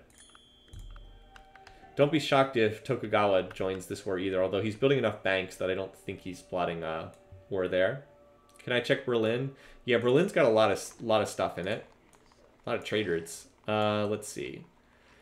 Oh yeah, we got a lot here. Stonehenge, Great Lighthouse, Colossus, Angkor Wat, Chichen Itza, Notre Dame, Moai statues, Apostolic Palace. Jeez, okay. Yeah, whoever gets this city, that is going to be quite the prize. That's worth a lot.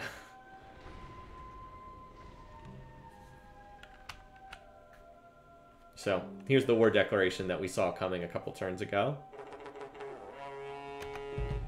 Alright, so add that to the war counter. Can we see Kyoto? Sure. Very large city, size 20. He has maxed it out in size. I don't know if there's any no wonders in here. Just like a solid, good city. Helps having all those seafood resources. So with the Temujin's force, which has more siege units in it, we will start to see the defenses go down here faster. Not fast, but faster. It's an awful lot of units on this tile. That does make it more of a coin flip as to who actually captures this city, though.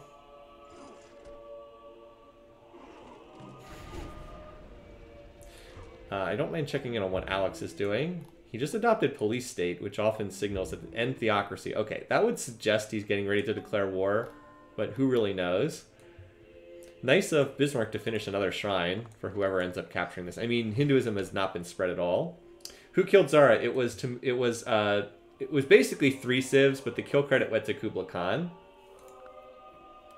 Yeah, the Apostolic Palace is pretty worthless in this game. Although it does give production bonuses to the Confucian temples and monasteries, so in that sense it's not worthless.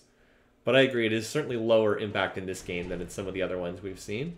Alright, Mongolian Knights starting to show up. The city is slowly losing its 125% defenses. Also, Toku just declared war.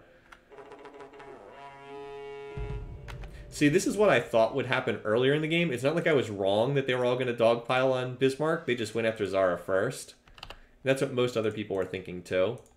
So, yeah. Not really a surprise. Just happened in the different order than I think a lot of us were expecting. Now, there's enough siege units here. Oh, and that completes the full set. Here comes Alex too. So now we're in full-fledged who's going to get the cities mode. Got to catch them all. Yep, so they're all at war with poor Bismarck now. Everybody hates him. A lot of friendly faces on the rest of the game, though, so it'll be really interesting to see who gets what cities. So Kublai just picked up the Confucian Holy City. Got the first prize of the war. But the biggest one is going to be who gets this capital over here. I mean, it is literally just dumb luck who gets these cities at this point, because everybody's going to be running big armies around. You don't like Alex's long-term diplo? I mean, to a certain extent, yes, he is running Christianity, but these guys just don't care that much about religion. Still, I agree that there's the possibility is there. So where's how people feel about Alex? Where is it? All right. So, like, Kublai's friendly with him. Pleased and pleased. Like, look at that mutual military struggle. +5. +4. If the mutual military struggle bonus dissipates over time, then yes, he could be in trouble because he is running a religion no one else is. And that is always dangerous.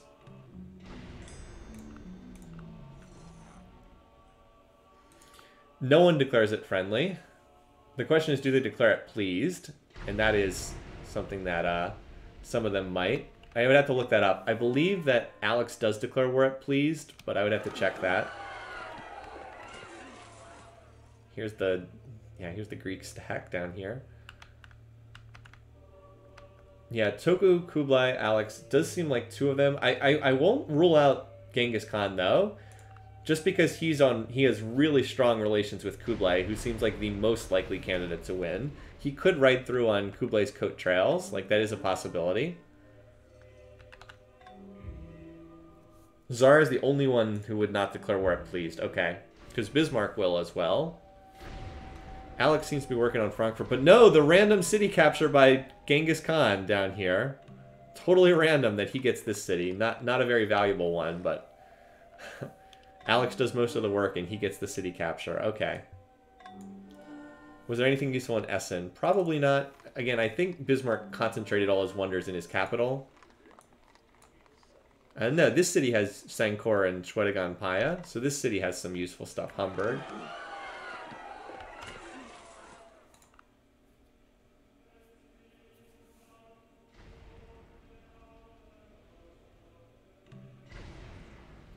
So now all eyes turn to Berlin, where like a gazillion units of different nationalities are gathered on this tile. I can't even tell how many there are, just that there's a lot of them on that tile. Oh, Alex takes the city. Wow. So Alex has gotten the 2 really good capitals. He just like punched through and took this one. A lot of nice stuff in there, as we've already mentioned. Great Lighthouse is really big. He's got a lot of coastal cities too. No, he actually takes over first place in the game with that. Yeah, Alex really jumping up here. Well, I mean, one of the things that's nice is he gets the Colossus and the Great Lighthouse for all of his coastal cities. Like, and he's got a lot of them. So that's really quite nice. Got 1, 2, 3, 4, 5. I thought he had more than that. Okay, so 6 cities. Is Alex going to get Islam too? It looks like he will. Germany getting partitioned by 4 allies again.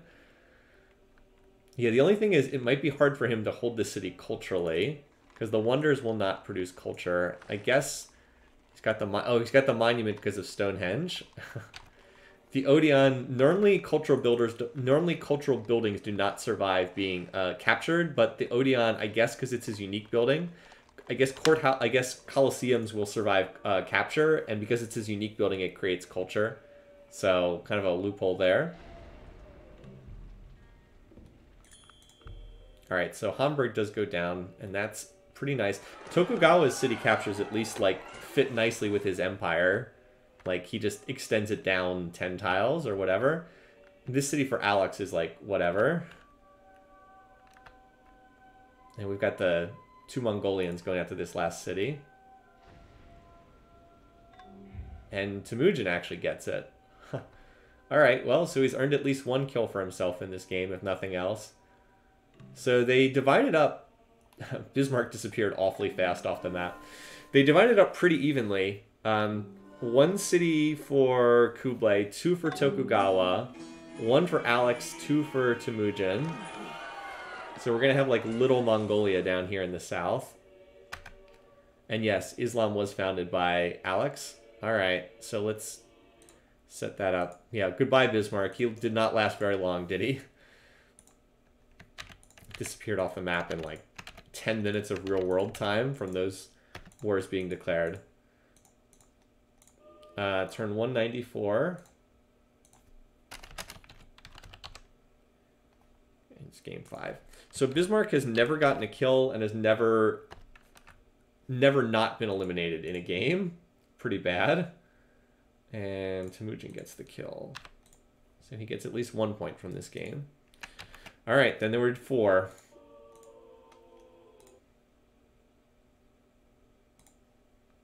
And we ended up at more wars. Alright.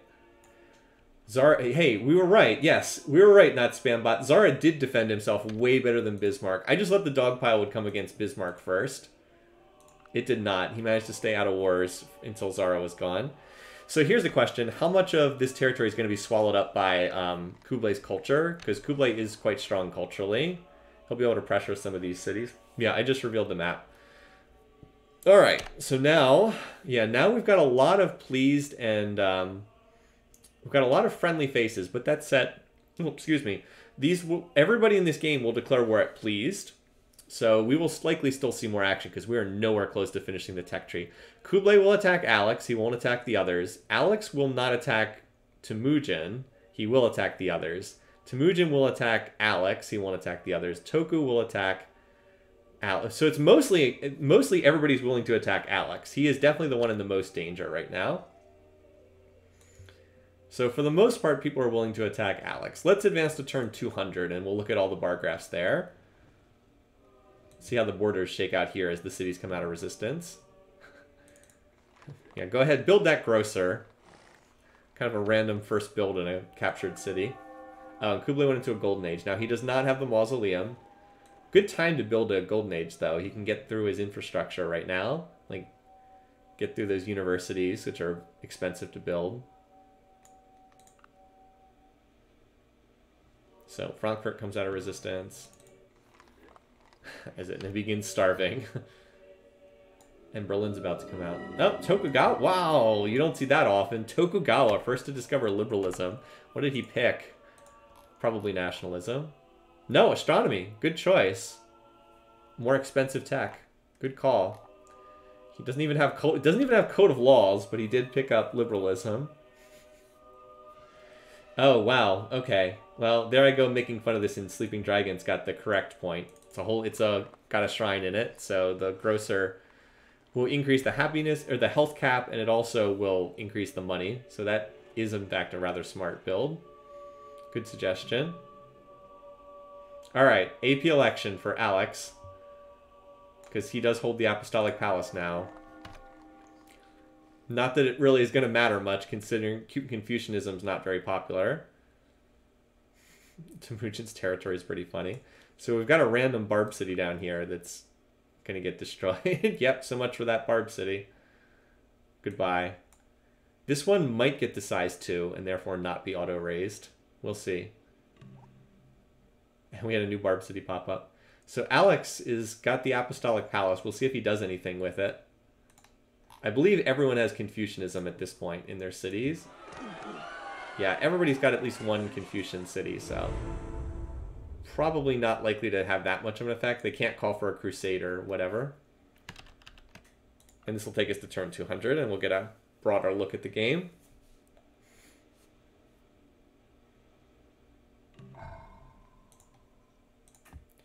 All right, so let's see. We have a real hodgepodge of territory down here in the southeast. To a certain extent, we have that here as well. Wow, this city's under some pressure, isn't it? I guess there's enough culture that it will be fine. But, yeah, there's a lot of Mongolian cities putting pressure on some of these tiles. Interesting. Too bad Alex can't take full advantage of this city. Because, well, he should be able to get his first string tiles, I would think. Interesting. Apparently they used a culture bomb here earlier in the game. It's actually a really smart Forbidden Palace location, too. Going to reduce the maintenance costs for everything over here. Pretty smart. All right, how squeezed are Toku cities? They're fine. Toku cities are just fine. Oh, Temujin cities. Okay, not squeezed at all just yet. They look okay. They look like they were far enough to the south that they were all right. Let's see what we got on the bar graph, shall we? All right, Kublai is in a golden age, so he's not actually that far ahead, but he does seem to have the highest GNP. A lot of that's culture, but still. Again, he's in a golden age, so don't pay too much attention. This is golden age, golden age, golden age. Food, wow, these three are close in food, very close. Power, Alex is the clear leader in power. That's somewhat unexpected. Culture, Kublai Khan's the leader. How about in terms of actual beaker rate? I'm not going to look at the... So Kublai's at 7... Now, he's in a golden age, so take this with a grain of salt. 745, 458, 217, 406. Okay, Kublai does appear to be the leader regardless, but Alex is pretty darn close. And with that, let's advance some turns until we get our next war.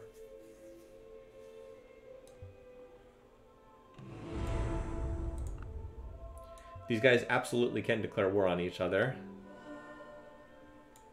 I like those observatories. That's pretty smart. Alex, replaceable parts. Is he going for early rifling?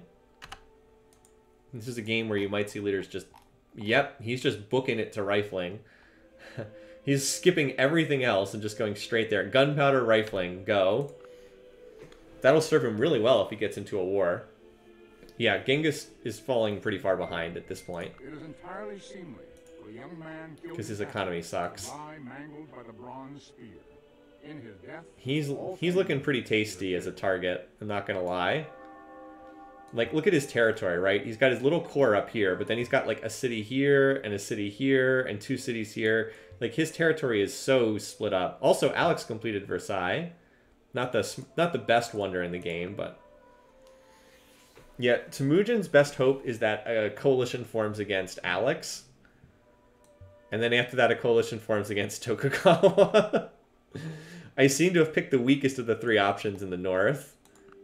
So my pick's not the greatest for this game. I was rooting for what I wanted to have happen, but does not look like they were great picks for what did happen. Should have remembered that this guy is just not a very good leader. Just can't manage his economy and falls too far behind. Anyway, Alex going into rifling, if he gets into a war, that's going to put him in great shape. If he doesn't get into a war, like if the game stays peaceful for the next 20 turns, then that's going to serve like Kublai better, because Kublai's been going for more economic stuff. So really, if you're backing Alex, you want, well, Kublai just went right back into a golden age, so I can't check it. If you're backing Alex, you want to see him start a war as soon as he gets rifling, because he's going to have aggressive rifles with the free Combat 1 promotion at a time when everyone else is medieval, and that's a huge advantage. Granted, like Temujin and Tokugawa are also aggressive, so they also... Actually, wait, is everyone still in this game aggressive? I think they all are. Alright, yes, every single one of them is aggressive, so never mind. Toku floundered his start, but still had enough territory to make a factor. Yeah, his war... He picked some decent wars, too. Oh, too bad that was auto-raised. I think it was only like a turn or 2 from growing to size 2. Another Golden Age from Temujin. So we got a lot of Golden Ages going on. So Kublai went the democracy route over the rifling route, which again is better like long-term for teching. Obviously it's worse if he finds himself in a war. I'm curious if he's going to start Statue of Liberty. I haven't seen him start it somewhere. That would be a very nice wonder, especially because Kublai already has Sistine Chapel to get the free culture. All right, well, there we go. Wow. All right, here we go. Alex declares war on Kublai. Well, I think Alex wins if this is a 1v1. I don't know if it's going to stay a 1v1, though. This is big. Wow, yeah, right before rifling tech comes out. Okay.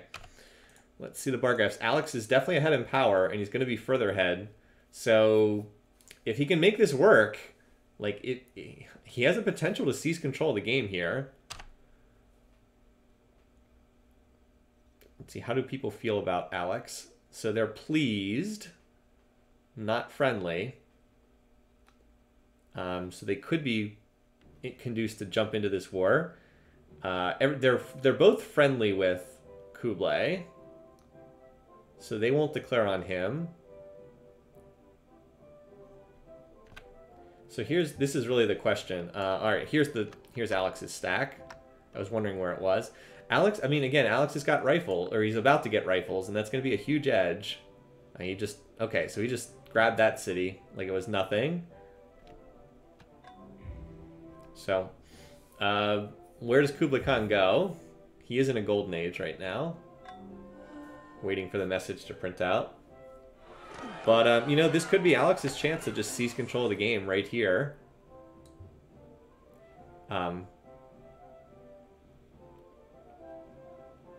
There's definitely nothing that's going to be able to stop the rifles of Greece if he starts getting them out in good numbers.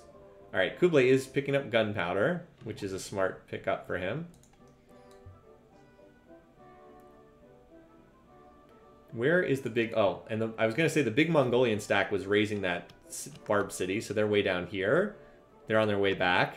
Yeah, there's 50 units here in this force. That said, this city is going to be super duper vulnerable, so if Alex gives away this city, that would not be a worthwhile trade. Oh, here's another... Oh, wow, okay. This was... Apparently, there was another big stack right here that I missed. He actually asked us for open borders. So Alex controls the... Okay. This was apparently the big stack over here. Totally missed this. Yeah, Alex has just grabbed 2 cities just like that. Kublai does appear to be going for rifles himself, though, which is the smart thing to do. Yeah, but it's already slightly too late.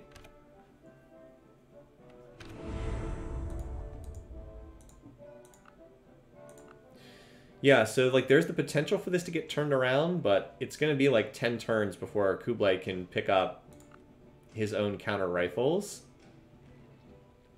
Kublai really is going to need to get someone else to declare on Alex. If he can't do that, he probably loses this.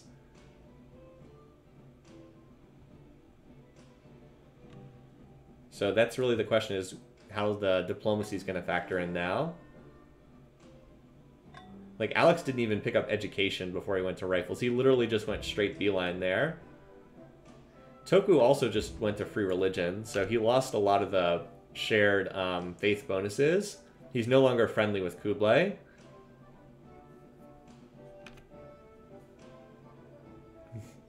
Yeah, Alex's police state too, you're right. His production is pretty crazy right now. So yeah, he does have a lot of military production. He's definitely winning this war so far.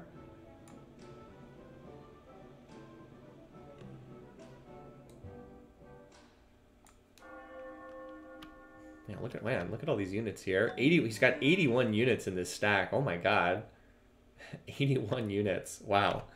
Awful lot. Yeah, see, his power is just taking off at this point. It is nice to see Alex do well for a change. Alex does not have military tradition, though, which is going to give Kublai a pretty big edge, because Kublai, when he gets rifling, will be able to build cavalry. And that's a nice unit, because like right now he's got Cuirassier, and he'll be able to go right onto Cavs. But that's not going to matter if he just keeps losing units to Alex. Here's the big Temujin stack with 50 units.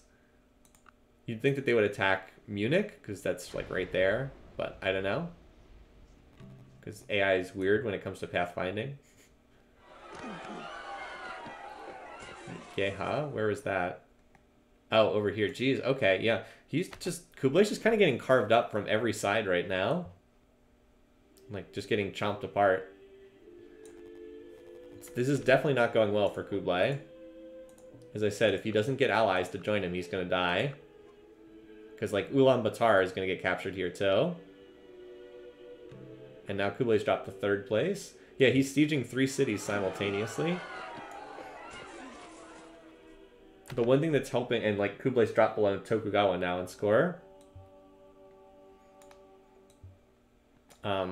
Rifling's on its way, but it's, like I said, Alex had kind of like this narrow window to make a move because he went rifling earlier than anyone else.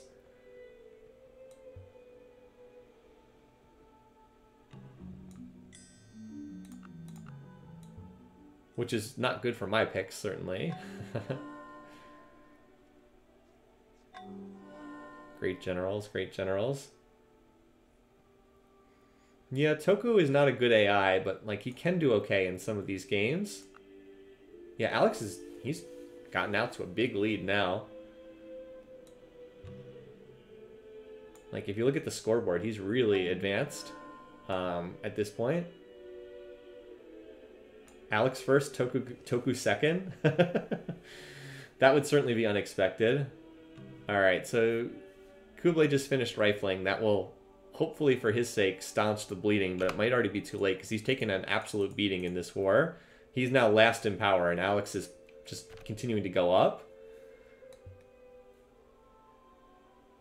Yeah, this force that was over here seems to have stalled out, but where's Temujin's main? Alright, not Temujin, Kublai's main force seems to be here, but like Alex reinforced this city, not making any progress at Munich.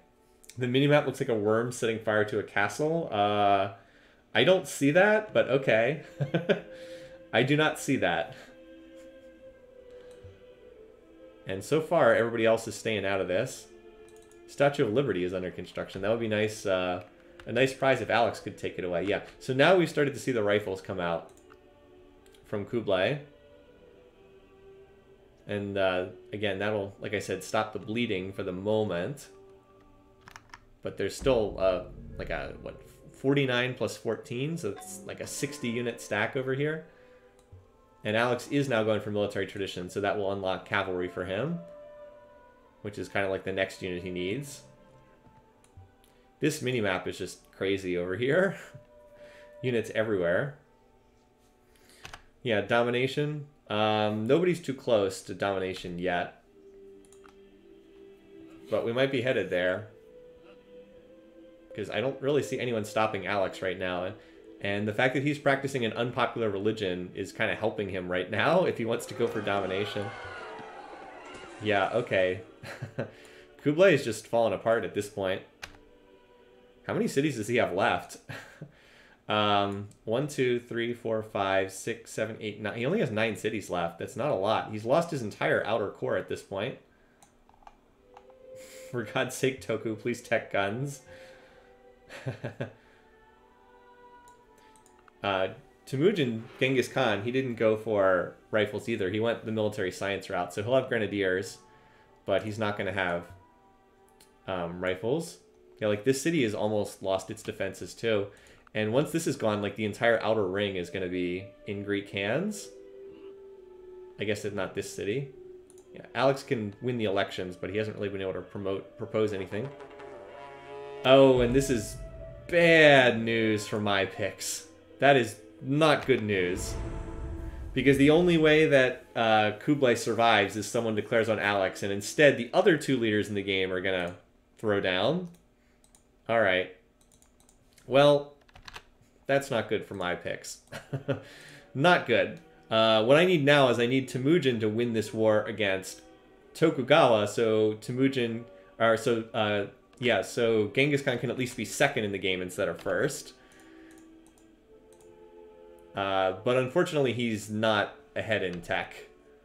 And he's not ahead in power, so this is not likely to go very well. He is nowhere close to rifles, although he is going to have grenadiers, and he is going to have cuirassier. Meanwhile, Toku does not have either. Yeah, he does not have any of that. He has way better stuff elsewhere, but Toku does not have a military unit. He needs to research military tradition and rifling. In other words, I hope for Kamikaze, yeah. I'm hoping that this will work, and that Genghis Khan can somehow win this war, which he really shouldn't be able to win, but he does have better units, as opposed to the middle of the map, which is just an absolute mess in terms of colors and everything. But yeah, that war, remember, the AI will not start a new war when the AI is already in a war, so that pretty much seals the fate of Kublai. He's going to get eliminated by Alex, I think. Now, especially now the Greek cabs are on the way.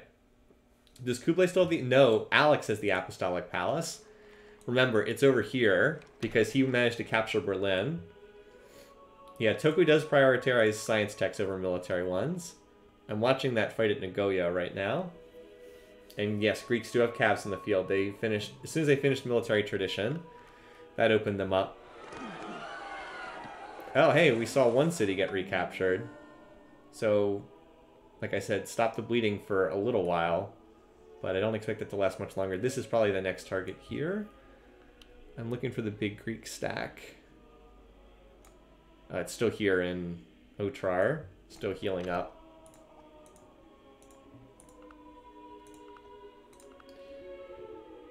Anyway, the next fight's probably going to be up there at Nagoya. Yep, so hey, 1 city down for Temujin. Way to go. Good start. Let's keep it going. I feel like I'm a coach. It's like, yeah, let's keep going. Also, Statue of Liberty is going to be a nice pickup, but that might be just taken away. Like, that might just get captured away. Turfan was recently recaptured too. Where's Turfan? Oh. Oh, this city. Okay. Okay, so yeah, you're right. So... Maybe the supply lines are making it a little tricky for Alex here. That said, the power bar graphs are pretty telling that Alex is running away with this. Does certainly look like Alex is the stronger one. Similarly, Toku's got to have a large stack somewhere. Trying to see if I can find it. I'm not seeing it yet, but he must have a big stack somewhere. This is just a bunch of catapults. Well, sooner or later it'll show up sieging one of the Mongolian cities.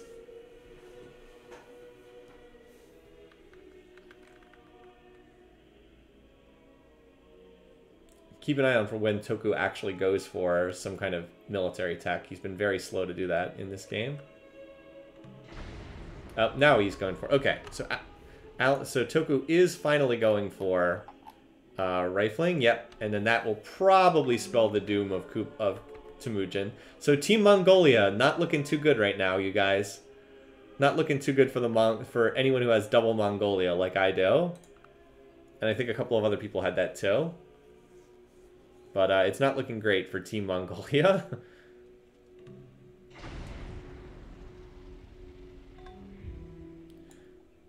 Let's see, so this city's almost out of resistance. Alex did go free religion, so that'll help. But the problem is once these wars start, it's really hard to like turn the wars off once they get started.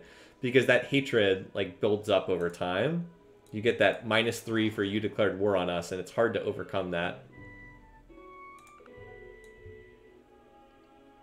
That said...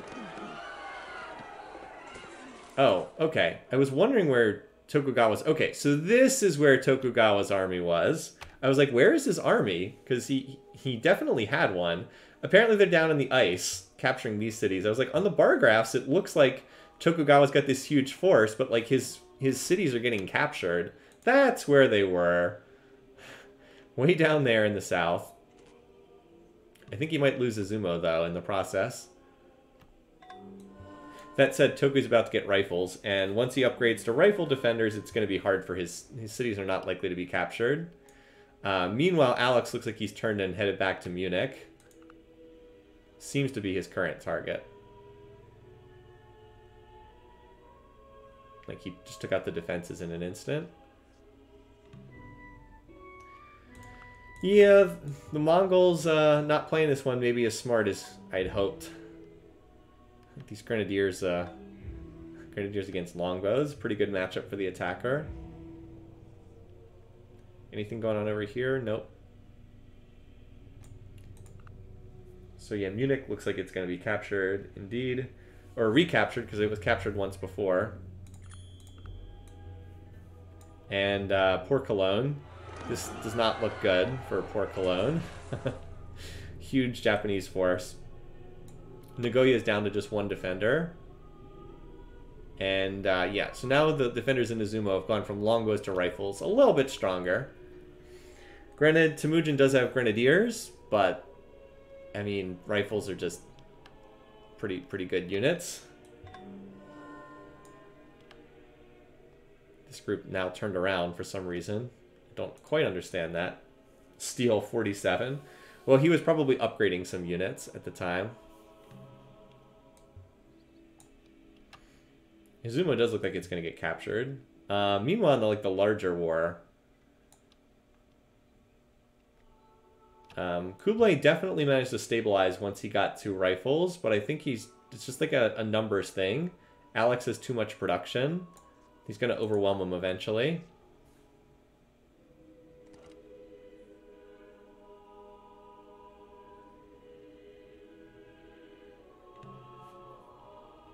So the defenses are down here. So this city, it looks like it's going to get captured.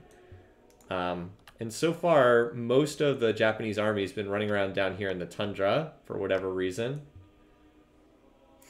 Ulaanbaatar, swallowed up by the culture. Where's the big Greek force? Whatever. It'll show up sooner or later. Izumo should get captured here.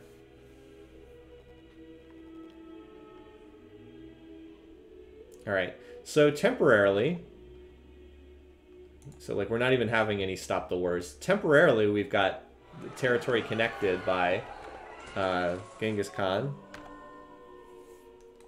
Again, his successes in this war largely seem to stem from some pathfinding issues on the part of Tokugawa, who seems to have had trouble getting his main army in play.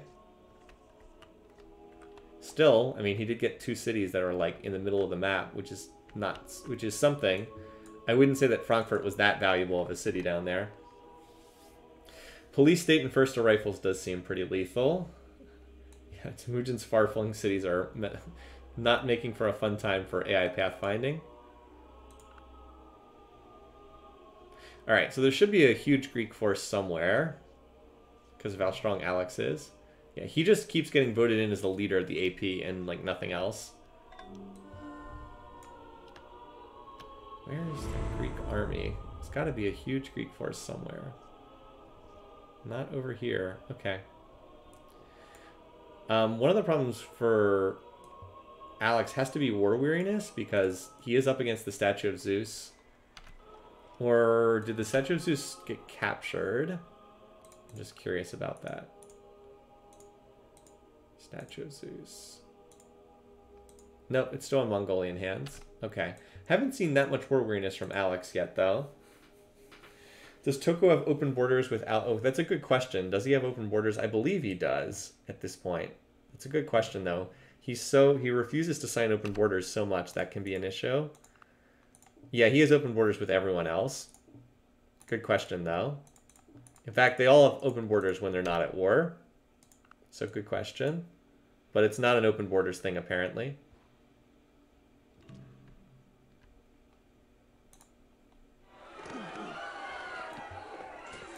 Okay. Random city capture there by Alex. Will go towards domination, though, so it's not irrelevant.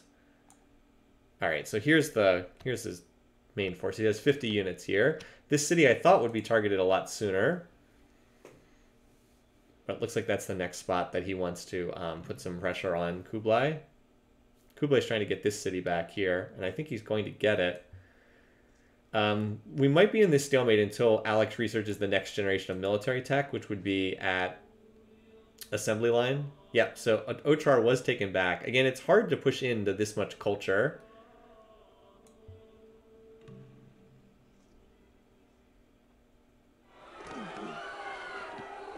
But this city will probably fall relatively soon. I guess Kublai's putting up a decent defense given the situation he was in. And Genghis looks like he might take another city here, somewhat shockingly. Because he's almost got the defenses down. Like, he's so far behind in tech. Yeah, this is... I guess Toku's force is down here, I guess. For some reason, Cologne is holding out with one longbow. A single longbow while building a galley. So it's like, okay. Yeah, I got another city from Tokugawa. I don't really know how Tokugawa is losing this, but he is. And another city got recaptured by Kublai. So Team Mongol striking back a little bit. The power bar graphs don't really show that. Like, you would think that Tokugawa would be winning this war. You would think that. I guess he'll finally move these units up to the north. But he's lost a couple core cities in all this fighting. Yeah, this is probably going to be a long game because the tech rate is so slow.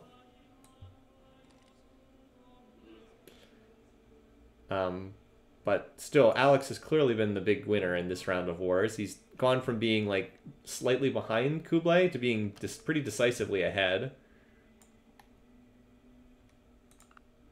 I think it just goes to show that when the two sides are at the same generation of military tech, it is difficult to attack, particularly into someone who has as much of a cultural build-up as Kublai does. Like, it is hard to push into this much culture. Oh, that was the city down here. Okay. I was like, wait, where was that?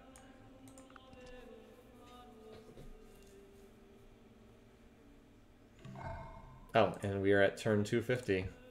By the way, there is a small possibility that if Kublai can stabilize and get peace, he could get a cultural victory, because he's got Sistine Chapel that's in play. Okay, well, Japan recaptured that city, so that was short-lived for Temujin. Yeah, so that's unlikely, but there is a small chance, not much of one. He'd have to run the culture slider.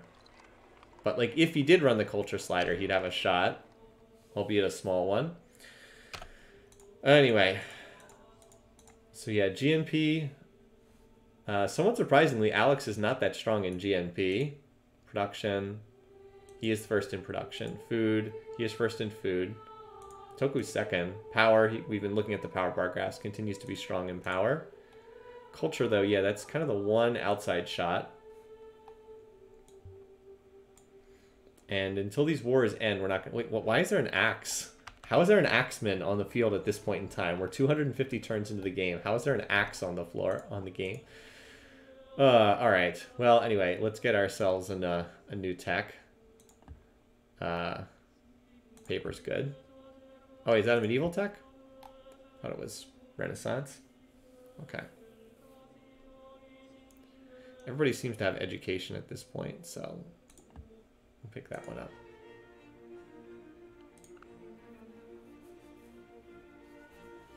He just had to ask the question? Okay. So yeah, Temujin, he's got cannons now. He's still a long way away from rifles, which is kind of a problem. Okay, and then that city, which was under siege for a while, did finally get captured.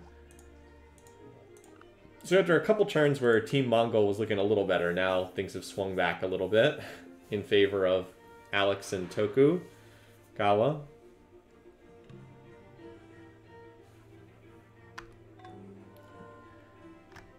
Completes the Kremlin. Yeah, so it's pretty much just all units all the time out of Mongolia's cities right now. This city is back to 80% cultural defenses, though.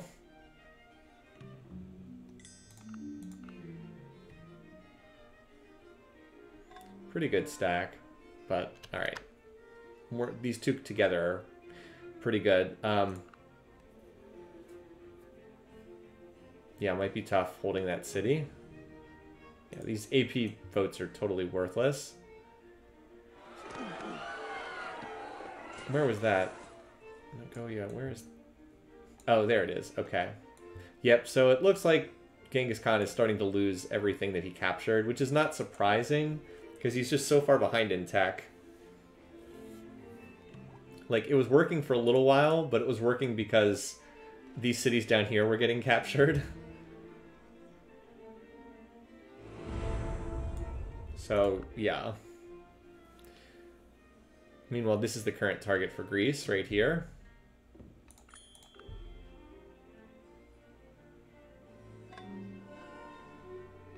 It's kind of funny how there's been almost no action over here in the war. It's all like right here in the center of the map.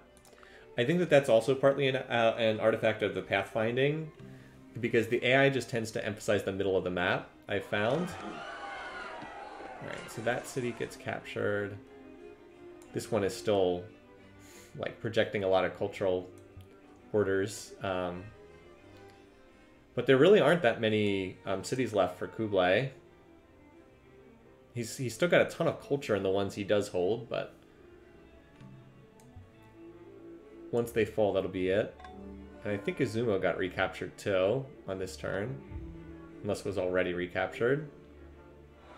Okay, no, it was taken on this turn. So almost all the Japanese cities have been recaptured at this point. Toku might be the tech leader at this point.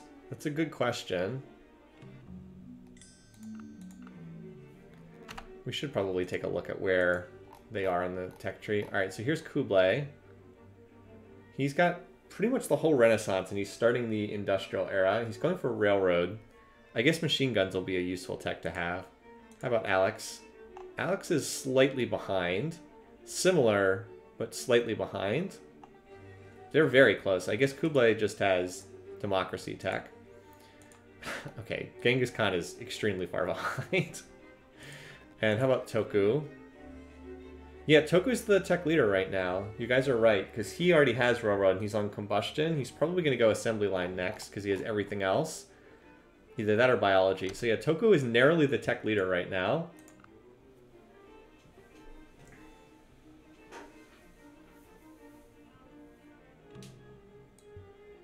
I did say before this game started, I thought this game was pretty wide open, and that there wasn't much of a favorite.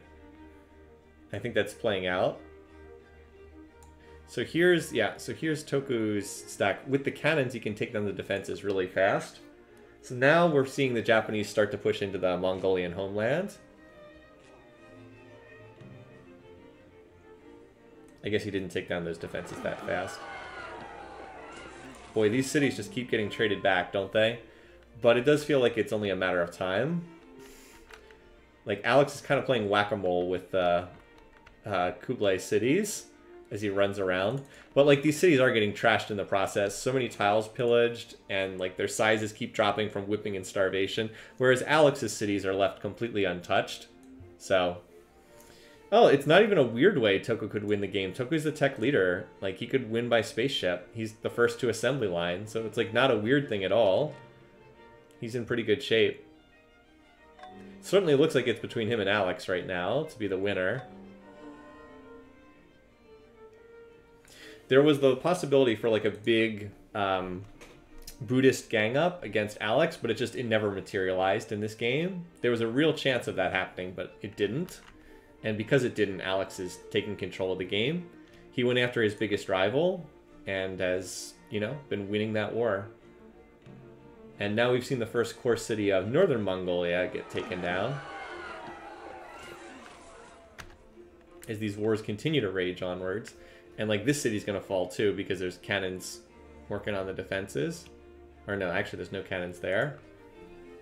Might just attack and win anyway. Yep, just attack and won anyway. So, aside from this random city over here, which is probably not going to hold out too long, Toku's been doing a good job of mopping up his fairly weak opponent. Does Toku have oil? I would assume so, yeah. He has oil right there. So yeah, he's got the factories going, so he'll be able to build coal plants. Already has combustion. Well, no, actually it's coal that dictates coal plants, but he probably has coal. Yeah, he's got a resource there. So yeah, he's the first to assembly line, and that is going to give him a big production edge. Meanwhile, Alex is still grinding out this war. He has not really been making progress. Really, ever since Kublai got his own rifles, has not made progress. But like that initial 10 turns of the war made enough progress that it really has made this a losing proposition for Kublai. It was just those initial fights. Oh, Japan unique building. That's right. Shale plants. Woo! Don't see shale plant a lot in these games. These AP resolutions are totally a waste of time. There it is, the shale plant. I should actually pull that up in the Civilopedia, just so you can see the shale plant. Buildings. Alright, so your normal coal plant. So your normal coal plant creates unhealthiness, but it provides power, so you get plus 50% production on your factory. See, the factory itself is only plus 25%, but you get another plus 50% with power, which usually comes from the coal plant. Now the shale plant, by contrast, gives you the extra 10%. So there you go. And it also doesn't require coal. So you get a little 10% production bonus. And you also do not even have to have coal, unlike the coal plant. Alright, so this election is just a waste of time. Honestly, right now, the biggest movement in the game is coming from Japan against Northern Mongolia, against Genghis Khan. That's where most of what's going on is happening there. Because, like, this city here just lost its defenses in 2 turns. Toku may take over the first place spot here, because Kublai's been defending a heck of a lot better in this war. And with Toku already the tech leader, this could be his path to maybe a first place win. Because like there's not really that much left of Temujin's core at this point. And he still doesn't even have rifles. It's literally it's like longbows against infantry, and that's pretty one-sided. Toku first, Alex second. I mean, that's very much in play. If that's a possibility. It is still possible for Kublai to get a peace treaty here and stabilize. But if these wars continue, I do think we're going to just have 2 people left. Oh, and then this city over here finally got captured. So no refuge over here. This is probably going to get grabbed by another civ because the borders will expand. But at the very least, it means that increasingly Tokugawa yet is pushing into the core. I believe there's only 4 cities left here for 1, 2, 3, 4, no, 5 cities left. And they're all pretty unhappy because they've been whipped a lot. And needless to say, he's nowhere close to getting emancipation civic anytime soon. Alright, so meanwhile down here, there was a siege going on in Old Sarai. Okay, apparently the... Alright, apparently the disintegration of northern Mongolia is happening even sooner than I thought. Toku's just rolling over what's left of them. I was gonna watch this siege down here, and I figured it would take a little bit longer for those cities to fall, but no, apparently not. They continue to fight over Old Sarai. There is a machine gun in here now, so that's going to make it harder for rifles to capture. Cavs do okay against machine guns. Rifles do terribly against them, though, because they get the big bonus against gunpowder units. Alex is going for assembly line, which is a smart tech choice for him. That said, if Old Sarai were to get captured, it would open up a lot of territory because its borders are extending all the way up to here. Ulaanbaatar, that's up here in the northeast. Yeah, like at this point, Old Sarai's borders are... Old Sarai is putting culture on this style, like right now. 1, 2, 3, 46... No, actually it's not. Actually it's not, but how exactly is this staying in Mongolian territory? Oh, it's this city is putting culture on that tile. Alright, and yeah, otherwise... Oh, geez, artillery on the board against medieval units? Ugh. Pretty rough, man. No wonder these cities are falling so fast. Because the artillery just attack and do ridiculous collateral damage. Old Sarai seems to have held out, but all the other cities have gotten broken. Well, never mind. There's still a decent number of units there. Pentagon as well. Here comes the Doom Stacks from Japan.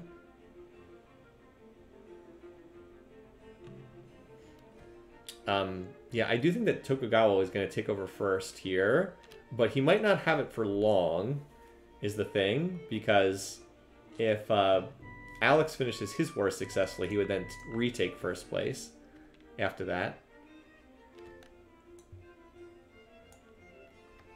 Old Sarai is still holding for the moment. Alright, Kublai was able to clean up that particular stack, so Old Sarai was okay for the moment. However, Ningxia is definitely not.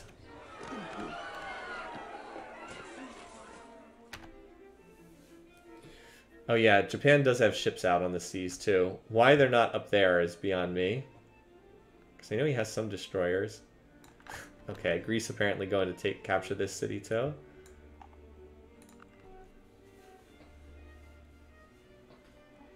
Oh, there's actually longbows outside some of these. Yeah, there's a destroyer. Okay. Can work on the defenses. No, not cavalry. Cavalry has died in fight. So Greece does pick up that city. The size 1. Polynesian, another barb city. How's power graphs? I mean, it's about what you'd expect, right? Alex is... whoa, no, it's not what I expected. Tokugawa is taken over. Wow. Talk about the rise of Toku here. Those factories, getting factories first, I think, really helped a lot.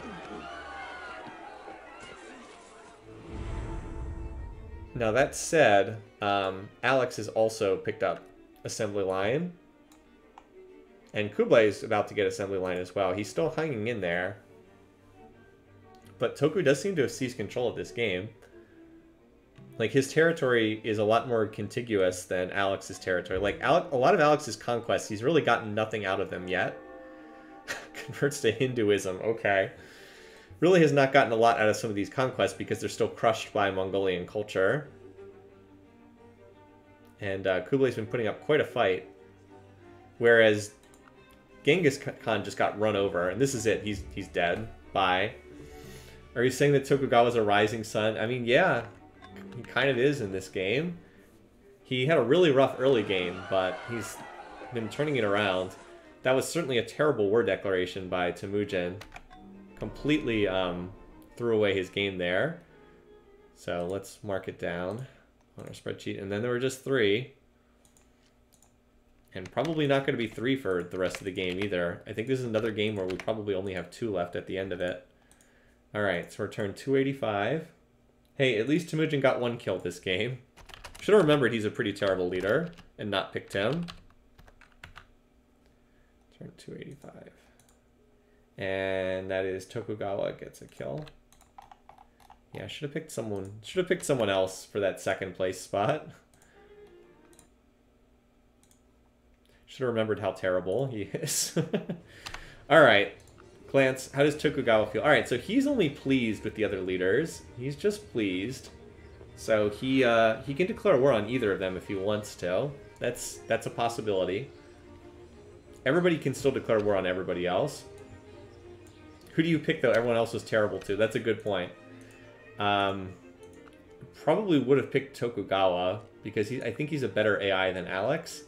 I think Alex did get pretty lucky. Like, the fact that he captured all of these super powerful wonder capitals, which, when honestly that was just kind of dumb luck as to whether he'd get them or not. I do think that helped him out a lot. All right, and now that Kublai has picked up factories, he'll be okay. So here, all right, so Kublai can still win this game. Peace with Alex. Toku and Alex get in a war. Wins culture victory. Let's see it. Let's do it. Do I think that that's going to happen? No. That's the path to victory, though. Toku declares on Alex. They fight to a stalemate. Backdoor cultural victory for Kublai. Let's do it.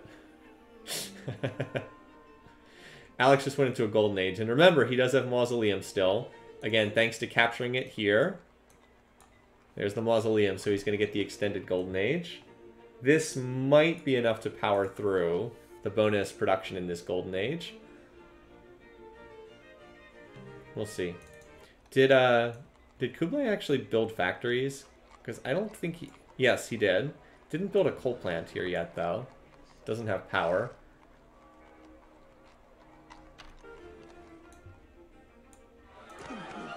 Oh, Polynesian barbarians. Okay, so they auto-raise Greek. It's a good thing the Greeks are spending so much time raising barbarian cities in the tundra with some of their forces. Yeah, he just has not really been able to get any of these core cities. Well, this city's revolting. Yeah, it's mostly Mongolian, so we'll probably end up becoming Mongolian and then get captured by the Greeks after that. But really has been difficult for Alex to push into the core here. I think all that culture has been making it tough. And Kublai has been teching along at a decent enough rate. Like, getting artillery would be nice here. His teching rate has started to stall out, though. Like, if we look at the beaker rate, Kublai's at 540. That's still pretty good. Toku's at 1300. Alex is 1300. Alex is in a golden age, though. So Toku's really the tech leader right now, because he is not in a golden age, and he's still at the same rate, keeping pace at the same rate. This city might get recaptured, though, because it seems to be a little bit of an offensive going on right now from Kublai. Maybe not. That city's got a lot of defenders. We'll see. The machine guns, I think, have helped, too. Like, having machine guns on defense for Kublai. He's definitely trying to get this city back. That said, Alex just is way ahead in power. Although Toku's ahead of both of them at this point. It really is, the big question is, would Toku join this war on one of their two sides? Because it looks like he will. He's only pleased. He absolutely could attack one of these two. And look, Ochar was recaptured. Ulaanbaatar has been revolting, yeah. And like, this city Darhan doesn't have much in it either. So Kublai's like just holding on and hoping for something. I mean, unfortunately, he has got one good cultural city in Old Sarai. This one is, yeah, like 300 per turn. But he doesn't really have another one. Like, Almarik is his third cultural city. And that's only 38 culture per turn, yeah. Now, I mean, if he turned on the slider, he'd get a lot, but he can't turn on the slider while he's at war. Even the AI is not usually that self-destructive. So if he could get into peace somehow and run the culture slider, he would have an outside chance. I wouldn't say it's a good chance, but it's not impossible. Where's Alex's latest big stack? I mean, I guess this is his best one. He should have more units somewhere, though. Got some random calves, like, pillaging over here. This appears like it's going to be a relatively long game, so I don't think that my date prediction is going to be very good either. What did I pick? 325? That does not look very good. Okay, so this was captured and then immediately recaptured back. Toku going for nukes? I mean, it's possible. Yeah, so Kubla is still holding on to these cities.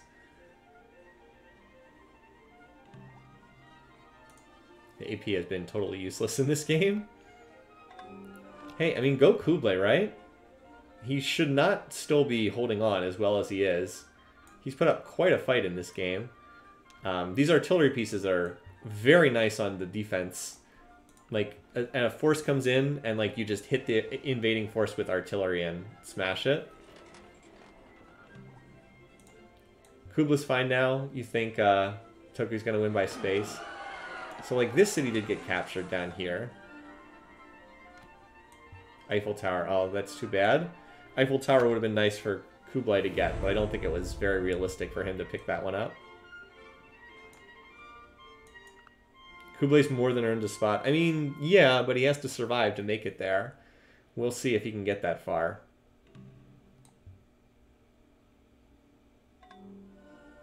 Alex is apparently... Oh, maybe this is why Kublai did well, because Alex stopped to build a bunch of wonders instead of cranking military from every city. Maybe that's why.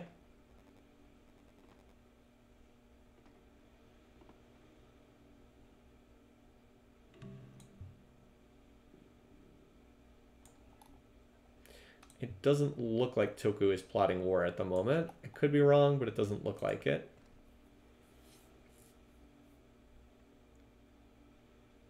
I like the workers that are like desperately trying to get improvements back in these cities in like this temporary reprieve before the military units pile back over the border again.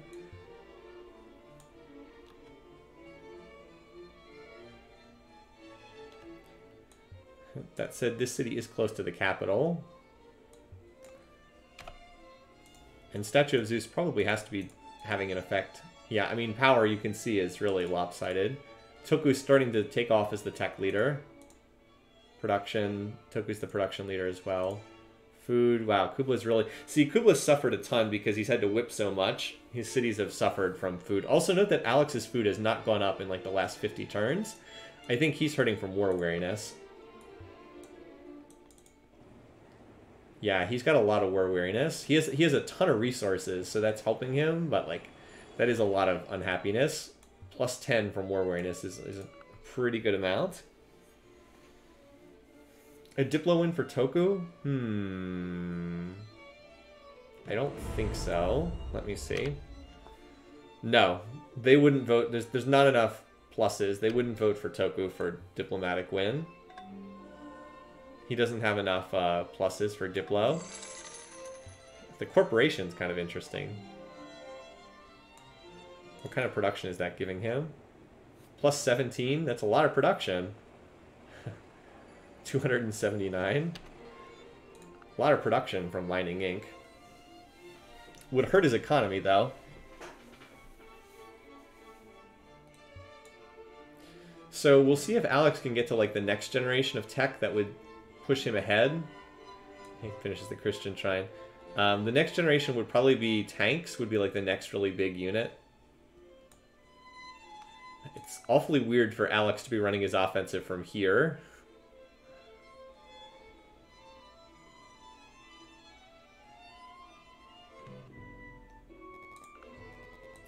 So yeah, we're kind of waiting to see if Toku is going to make a move or if he's just going to try to peacefully run out the clock and go to space.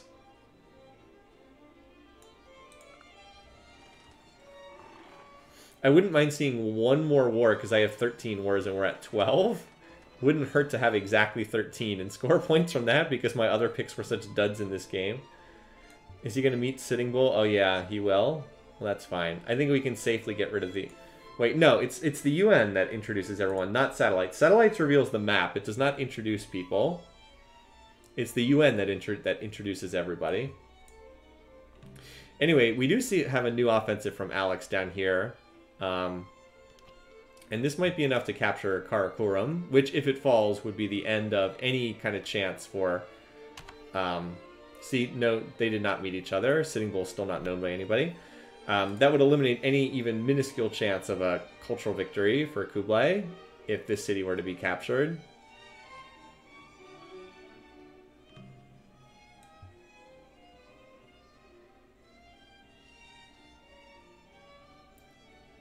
This poor city keeps revolting again and again.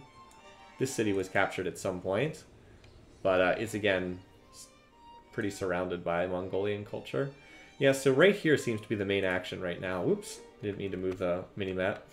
Toku declare on Alex pleased. That is the real question though, right? Is if Tokugawa wants to get involved in this conflict. So far he has not.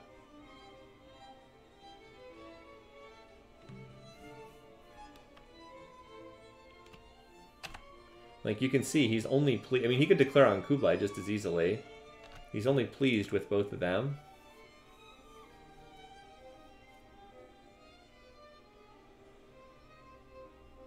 So all the defenses are down in this city now.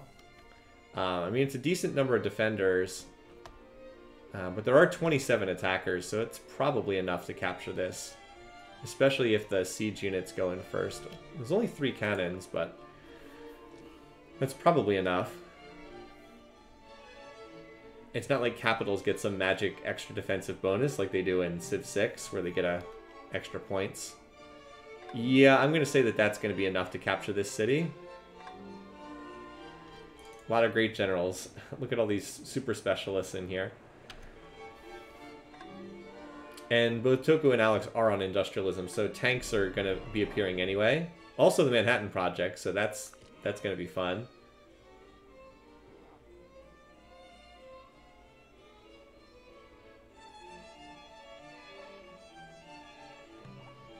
Well, if it's going to happen, it's not going to happen on this turn.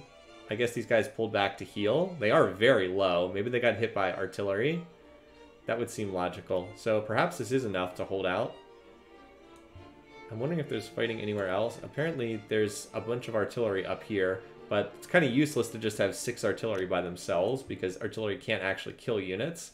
Just injure them in this game. Can I check if Toku is plotting? I mean, I can check. I'm not sure if he is. I don't think so. He's not really building. I mean, he's building research in most of his cities, so I wouldn't think so. He could get pulled into a war by one of these leaders. All right, and it looks like this attack was beaten off. I actually thought it was going to succeed, but no, it does look like there was just enough to stop this. Still, we had the request, so I can check to see.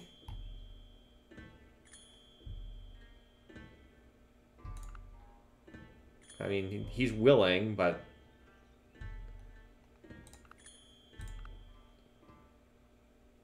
There's Tokugawa building the missiles, yeah. We'll see. I do not believe he's plotting war at the moment.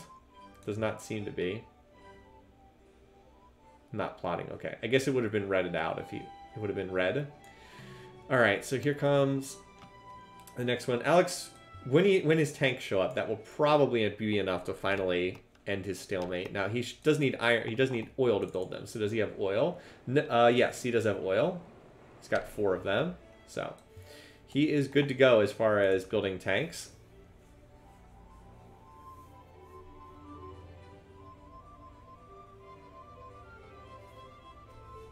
You could not bribe him if he was plotting. Okay. Yeah, I mean, the AI likes to have like a couple of each unit, but if most of their cities are on infrastructure, they're generally not plotting war. Like, he's building nuclear plants and industrial parks, so he's probably not plotting war.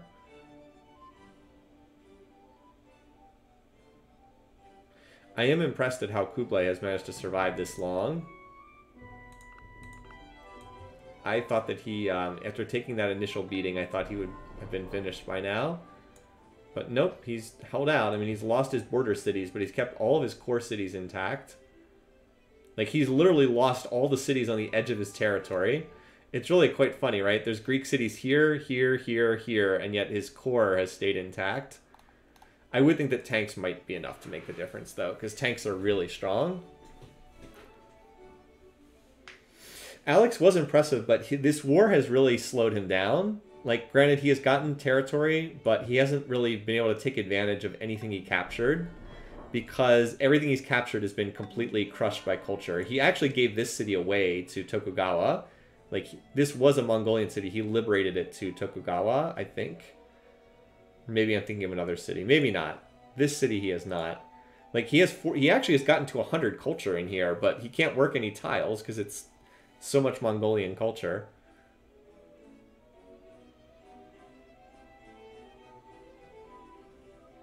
Did Toku nuke his own lands? I don't think he's nuked his own lands. I don't think so. I don't think we've seen... Oh, wait. What is this? Oh, he must have had a nuclear accident. His plant must have had a nuclear accident. Good question. Yeah, that is the risk of the nuclear plants, is they sometimes have a nuclear plant meltdown and it creates fallout. That has to be what happened here, because he's not in war with anyone. Okay, so Tiflis was not taken in this recent war. If you're curious about the research, Kublay's been around 500. He's stalled out there because of the war. Alex at 1200, Toku at 1800. So Toku is powering through here. Well, the nuclear plants don't create the health risks that the coal plants cause, but then they have the nuclear fallout risk, so...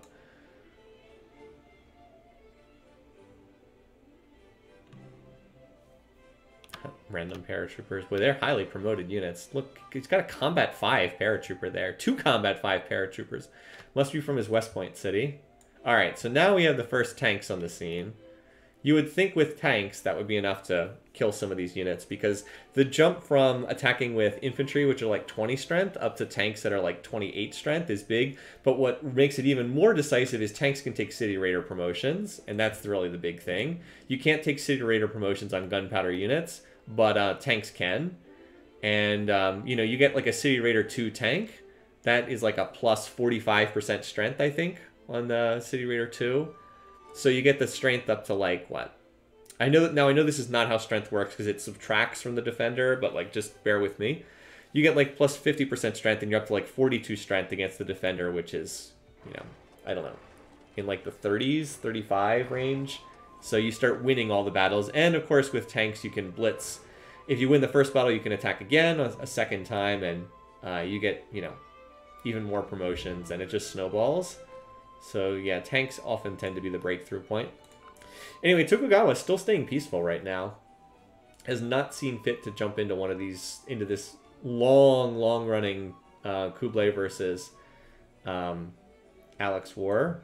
Has just continued to stay out of it. Yeah, so he's got a couple tanks here. Of course, there's enough defenders that city will probably hold out for the time. Well, never mind. He's got artillery. Yep, so sure enough, the tanks appear and the city goes down. So yeah, we might see a rapid collapse here from Kublai, which would be sad for me, who picked Kublai. But I think I've accepted by this point that Kublai is not going to win some crazy cultural victory. Toku getting some protect. Yeah, he has played a shockingly competent game, it's true. His expansion was really bizarre in the early stages of the game, but he's been able to take advantage of mistakes from other players. 3 hours. I'd say the finish is in sight, actually. I actually don't think we're too far away from the finish. Looks like most likely result right now is Toku buys spaceship. Domination, nobody's that close because Toku and Alex are splitting the map for the most part. See, 34%.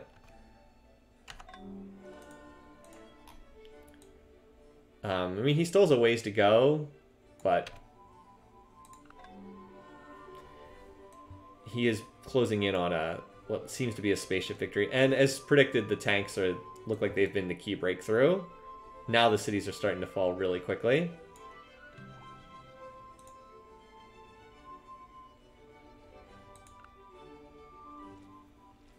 Tokugawa has composites, but he somehow still doesn't have... what was it that he had? Something else that was much earlier on the tree that he was still missing. Everybody voted for Alex, apparently. I guess technically he could do a, like, declare war on... because I don't know if there are any Confucian cities remaining. Yeah, there are no Confucian cities remaining in Mongolian territory, so he could do a everybody declare war on... Although I think he might have to be running the state religion to do that. So Toku is going for mass media, which means we're going to say goodbye to old Sitting Bull here in a second.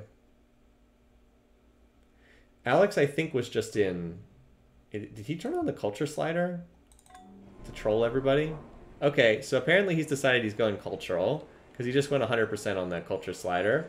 So that's a thing. Where are his cities? He's not even close. Alex, Corinth, and Mycenae. Okay. So, alright, well, have fun with that in your 204 turn cultural victory. Maybe he'll realize that this is not going to happen and break himself out of that. Interesting play, to be sure. Very questionable decision. Alright, since the mass media is finishing this turn, we're going to bid farewell to old Sitting Bull. Thank you for your service. The Apostolic Palace played no role in this game at all. So, bye, Sitting Bull. The Native American civilization has been destroyed. Did he capture Sistine? Oh, no, I don't think so. I thought Sistine was in Karakorum. Maybe he did. Hold on. Where's... You can see which Civ has it, if not in what city. Sistine. Nope, still in Mongolian hands for right now.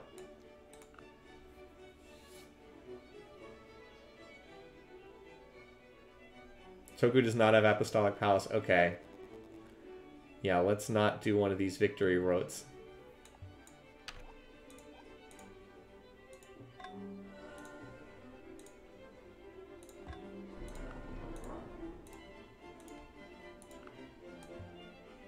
Alright. And Munich was the holy city.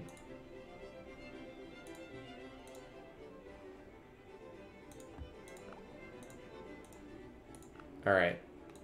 No Apostolic Palace nonsense. Yeah, Old Sarai is going to fall on this turn or next turn or sometime soon. I do like the way the tanks get all damaged and beat up as they take damage. I don't know why Alex is attacking across the river, because that's kind of silly. But I think he will get this city. At least if he's brought any siege units here, which he might not have. Actually, he didn't attack there. I think he's healing. So yeah, Tokugawa still doesn't seem that interested in attacking. He is building the UN. Not that anyone is going to be able to win a diplomatic victory. In retrospect, I should have picked a later date for the victory. Because I knew the tech pace was going to be slow in this game. But I thought someone might roll to an early domination win. That has not happened. Those poor cows are still... Well, he might not be able to scrub Fallout yet. There's a tech that allows you to clean up Fallout. I don't know if he's gotten that tech yet. I think it's like medicine that allows you to scrub Fallout. Let's see. Hold on. Because I know he was missing some stuff. Like, he doesn't have refrigeration yet. Yep, he doesn't have ecology. That's what allows you to scrub Fallout. Yep, so he's missing the tech that allows you to scrub Fallout. That's the reason why. He literally can't clean it up. Also, the failure to take out the cultural defenses here is pretty silly.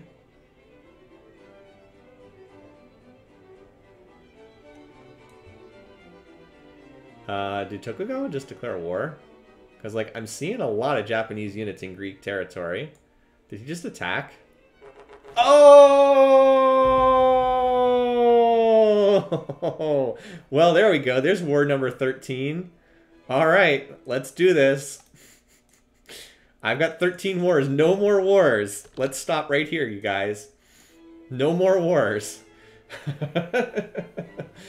Please no more, because it's 5 points if it stays at 13. All right. All right, let's do this. Now, remember, Tokugawa's got nuclear weapons, and I don't think Alex does have nuclear weapons.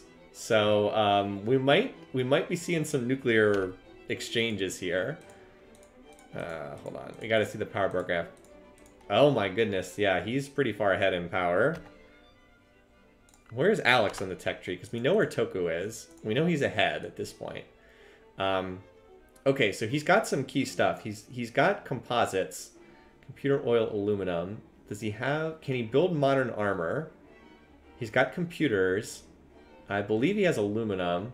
And he's going for robotics, which will unlock mechs. So those are like the key to late game techs. Now, does he have aluminum? Yes. Okay, so he can build modern armor, and that's like the key. That and mechs are the two big late game units, so he can build both of them. And Alex, we need to see what Alex has. So Alex does have tanks. He does have fighters and bombers. He does not have gunships yet. He does not have mobile artillery yet. So he's like a generation behind. He has tanks, but he's not going to have modern armor, and he's a long way from mechs. This could be ugly. Could get pretty ugly for Alex. And Toku has a lot of nukes. Oh, does Alex have nuclear weapons? That's the other big question. No, he doesn't. He doesn't have fission. So no tactical nukes, no ICBM. Oh boy. Also no SDI on the part of Alex. So this could be... We might see a whole bunch of nukes get launched on this turn, because the ICBMs probably were moving into position last turn. We might see Toku launch a whole bunch of nuclear weapons on this turn. The AI is not shy about using them in this game. Yep. So he looks like he used them to run over the conquests in... He used 2 of them to run over the former German cities. Munich and Berlin. Wow, okay. Jeez. Well, this was a busy turn. Fairly busy turn for Tokugawa. 4 cities captured.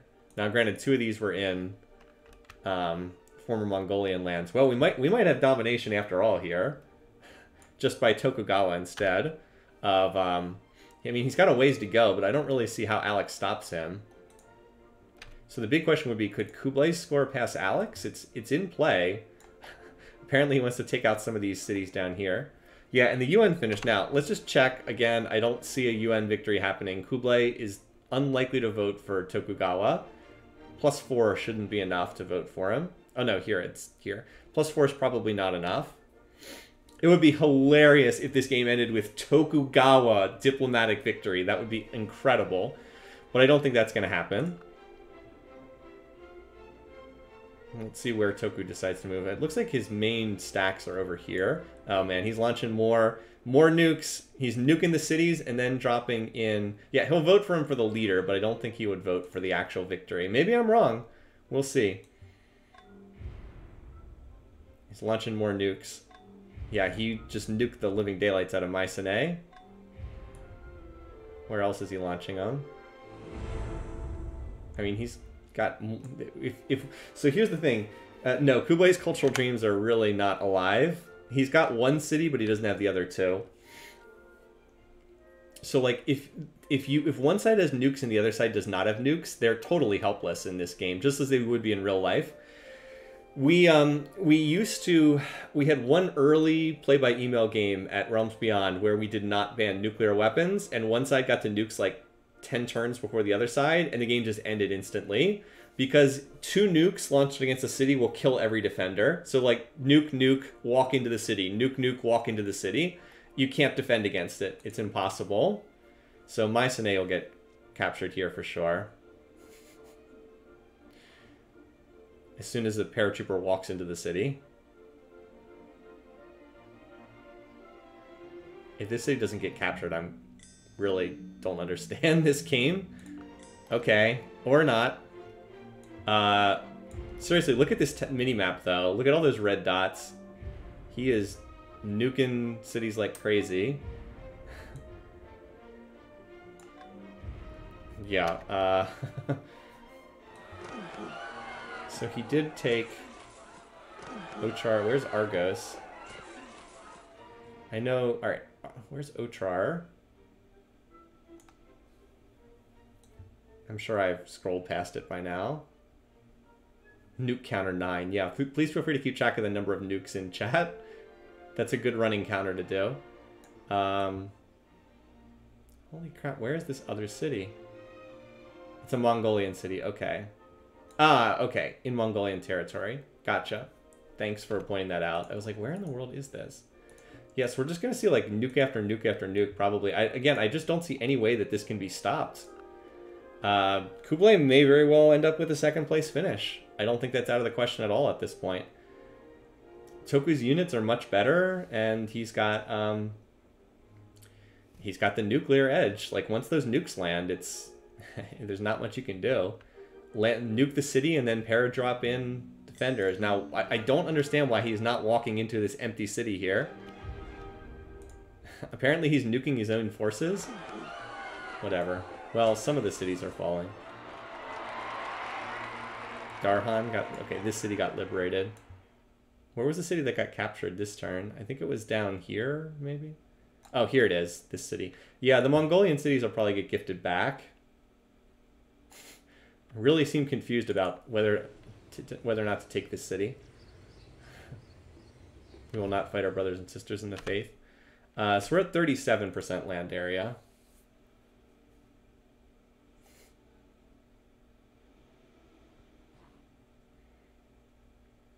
Right now, Tokugawa seems to be wiping out all the cities that are... Oh, there, he finally captured Mycenae. He seems to be wiping out all the cities that are in Mongolian territory first. And where are the nukes launching this turn? All right, okay. Geez, so he just killed all the defenders in Addis Ababa with 2 nukes. So, like, that's the thing. 2 nukes kill all the defenders.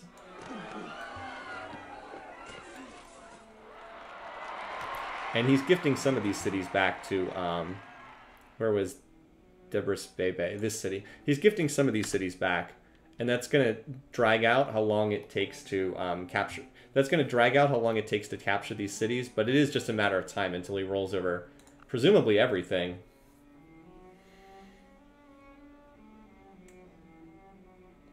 Like, Sparta just got captured, so he's starting to get into the Greek core now. Boy, what a reversal. I did not see that coming. I did not see Toku becoming the unstoppable juggernaut of this game. Oh, Alex went first, and infantry behind full culture defense can hold over paratroopers. That could very well be true. So just out of curiosity, if you want to see the bar graphs at this point. Yeah, I mean, okay. That's more or less what I expected, but still.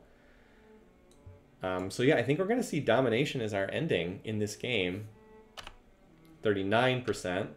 But like once he gets into the Greek core, he's going to start picking up territory pretty quickly. And he's already taken all the cities that were in Mongolian territory. And yeah, like there's no, oh, global free religion. There's really no stopping like the modern armor stacks. Every city we're seeing cities fall. Wait, the Mongols took a city? Okay. He's been liberating some of these back every turn. But like these cities down here are going to count for a lot towards the land area requirement. Like Olmec and Ainu will eat up a lot of territory. And then obviously all this stuff up here will easily eat up territory. 40%. How much does Mongolia have, just out of curiosity? Mongolia has 26%. So like obviously if Japan gets everything else, that gives them plenty of territory with room to spare after that. Yeah, Kublay's still at war. Still working on it. Like, Corinth just got grabbed. But yeah, there's really no way to stop global free religion. Okay. Does that change anything? That's just made Kublai friendly towards Tokugawa. That might be enough. Oh, never mind. It's not that. It's the liberated cities. Okay. So the Diplo victory is in play, you guys. Diplo victory is in play thanks to liberating all those cities. The Diplo victory for Kublai Khan is in play. Also, Alex and Kublay's score is getting really close. Now, that does not mean that Toku's going to call a victory vote, but at this point, Kublai will vote for him. So, it's in play at this point. Toku the diplomat. Could happen. I'm hoping for domination because that's what I picked for victory condition. But I will laugh my butt off if Toku wins the Diplo victory. It just depends on what Toku calls for in a vote. Oh, you're right. Kublai could become his opponent. Good point. How much population do they each have? This is pretty important. Let's see. So the way we see everybody's population is look at how many votes they have. Hold on. There's a way, I think, to see their votes.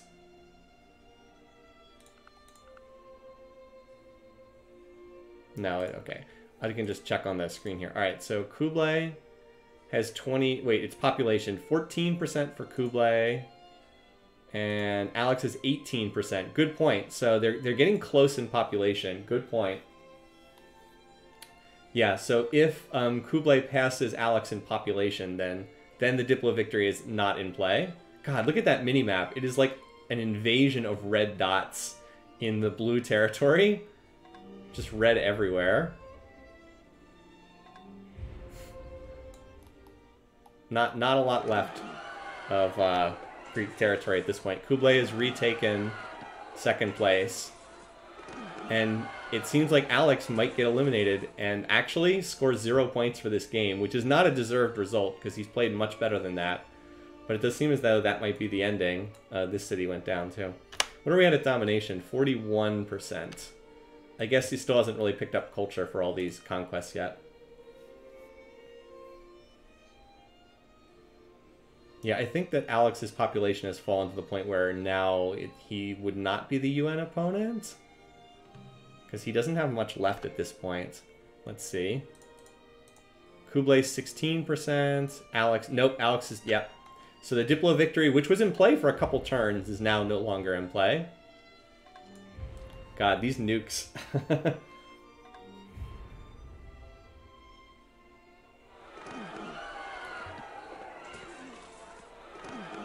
So all of the Ethiopian cities are falling now. The old Ethiopian cities from way back in the day. And it looks like we are going to have just 2 people left over after this game, but not the 2 people we kind of thought we were going to have.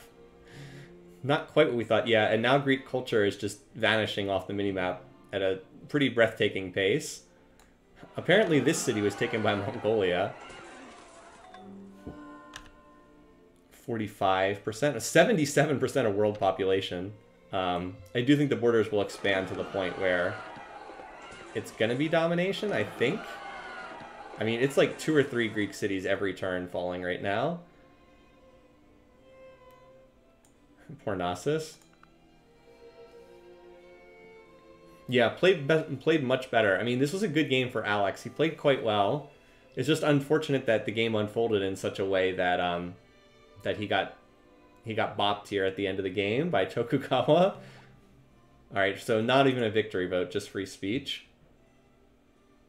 I think all these cities are going to fall here. Still, domination versus space could be interesting. I think that there's enough territory for this to be domination, but I'm not certain.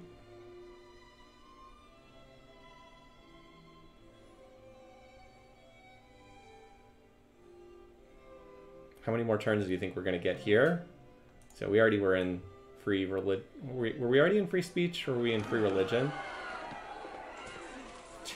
That's a pretty intimidating line of tanks. All right, this is the main death army here. It's actually not as many as I thought. I'm actually wondering if... I think Knossos will survive another turn. I don't think the other 2 cities will survive another turn. Actually pulled away from house. Nope, there it goes. Alright, 1 city left. Knossos is the only one left. Was Alex on culture that whole time? Oh, no, never mind. Got all 3 of those cities the same turn. Okay, that's that. 3 cities and the elimination. Man, Tokugawa, what a beast at the end of this game. Seriously. He just was not messing around. 3 cities the same on the last turn. Alright. Whew. Alright, well, we know who's going to the playoffs from this game, because there's only 2 people left, and Toku gets a kill. Alright. Here, we won't write in the winner yet, even though we know who's going to win the game, because we'll do that after it's done. Wait for the official. Alex, man. You were there, and then you weren't. Alright, this is a turn 348.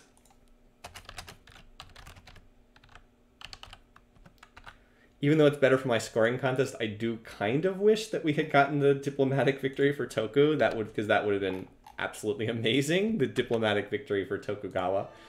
The least diplomatic AI in the entire game. Alright, well, the 13 wars are looking good. Domination looking good. That would get me at least some points from this game. And yes, it's a late game. I wish I had picked a later date. Because if I had picked like turn 350, I'd be in line to score pretty well here. Alright, so now it's just a question of when the borders come out of 51%. I think that these cities are going to pop and we're going to get over the domination limit, I think. But it'll be a couple more turns. Yeah, if I pick like turn 350 or something, I'd be in awesome shape, considering I missed all the leaders. All right, let's switch up the music for whatever turns are still remaining. Oh, that's not the new era. Okay.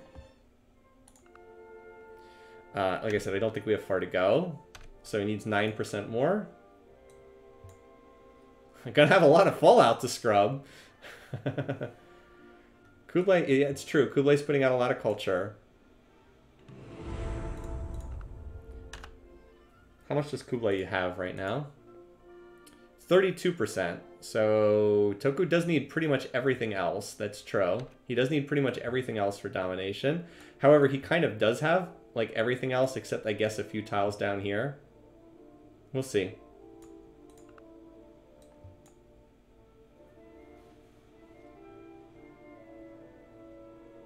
Might not be domination. Could still be spaceship.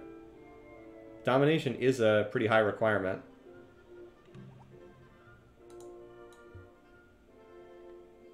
That said, a city like this will start to... Oh, yeah, sign the defensive pact, okay. But, like, this city will start to claw some tiles back eventually. Because, like, this city's getting 27 culture per turn. So it'll grab, like, a tile here relatively quickly. Like, watch, it's at 72-27. Let's see. Because it's pretty easy to control your first string tiles if you have that much. Was it 27-52? Just using this as an example. Okay, great. Free religion. Yeah, it went up by 2% in one turn. 27 to 29%.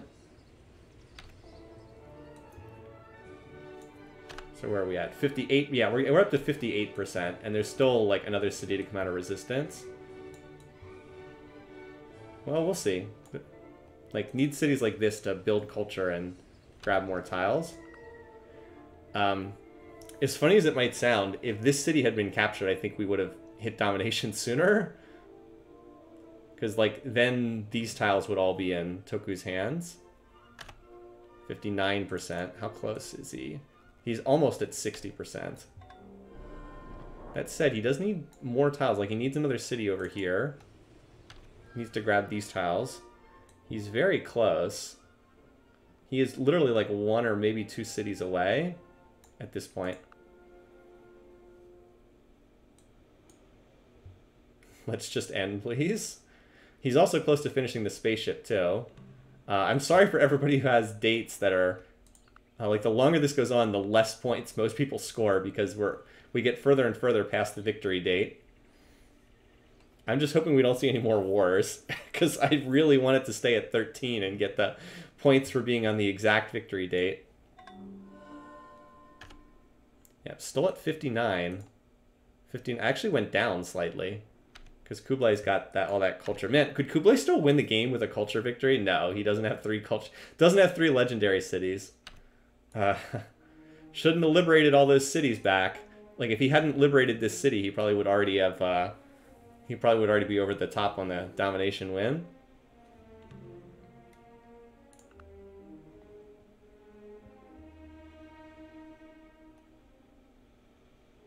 Yeah, it would be nice to see the domination ending. 60% now. So that's 60.2. Needs 62%. Again, if you just drop down a city like over here. Now, this city is going to pop borders, and that's going to grab quite a few tiles when that pops its borders. How about over here? This city's going to pop borders, too. That'll grab a few more tiles. Really close. If you had found a city down here, that would end the game.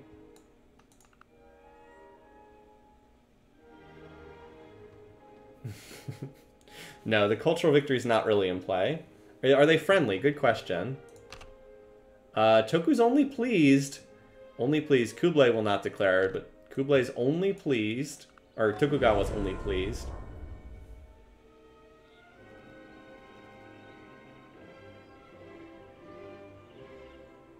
It's funny because he's like so close to domination, but doesn't quite have enough. And he's building a spaceship right now. I do think the domination requirements are slightly too high. I tend to agree with that. I think they're slightly too high. But the problem was he gave back some of these cities. Like he captured Otrar and Darhan and Barun Urt. Like if he had just held on to those cities instead of liberating them, then he would have won already. But like some of these tiles are getting ready to flip over. Like this one is. And this is apparently not, even though it's in the first ring. 30 per turn. Will Toku backstab when he has a defensive pact? I don't know. Like, this city is going to pop borders. I don't think that that's going to be enough to end the game, but it is going to get closer. Because that will grab a few tiles. Unless I'm wrong and maybe it's more than I thought.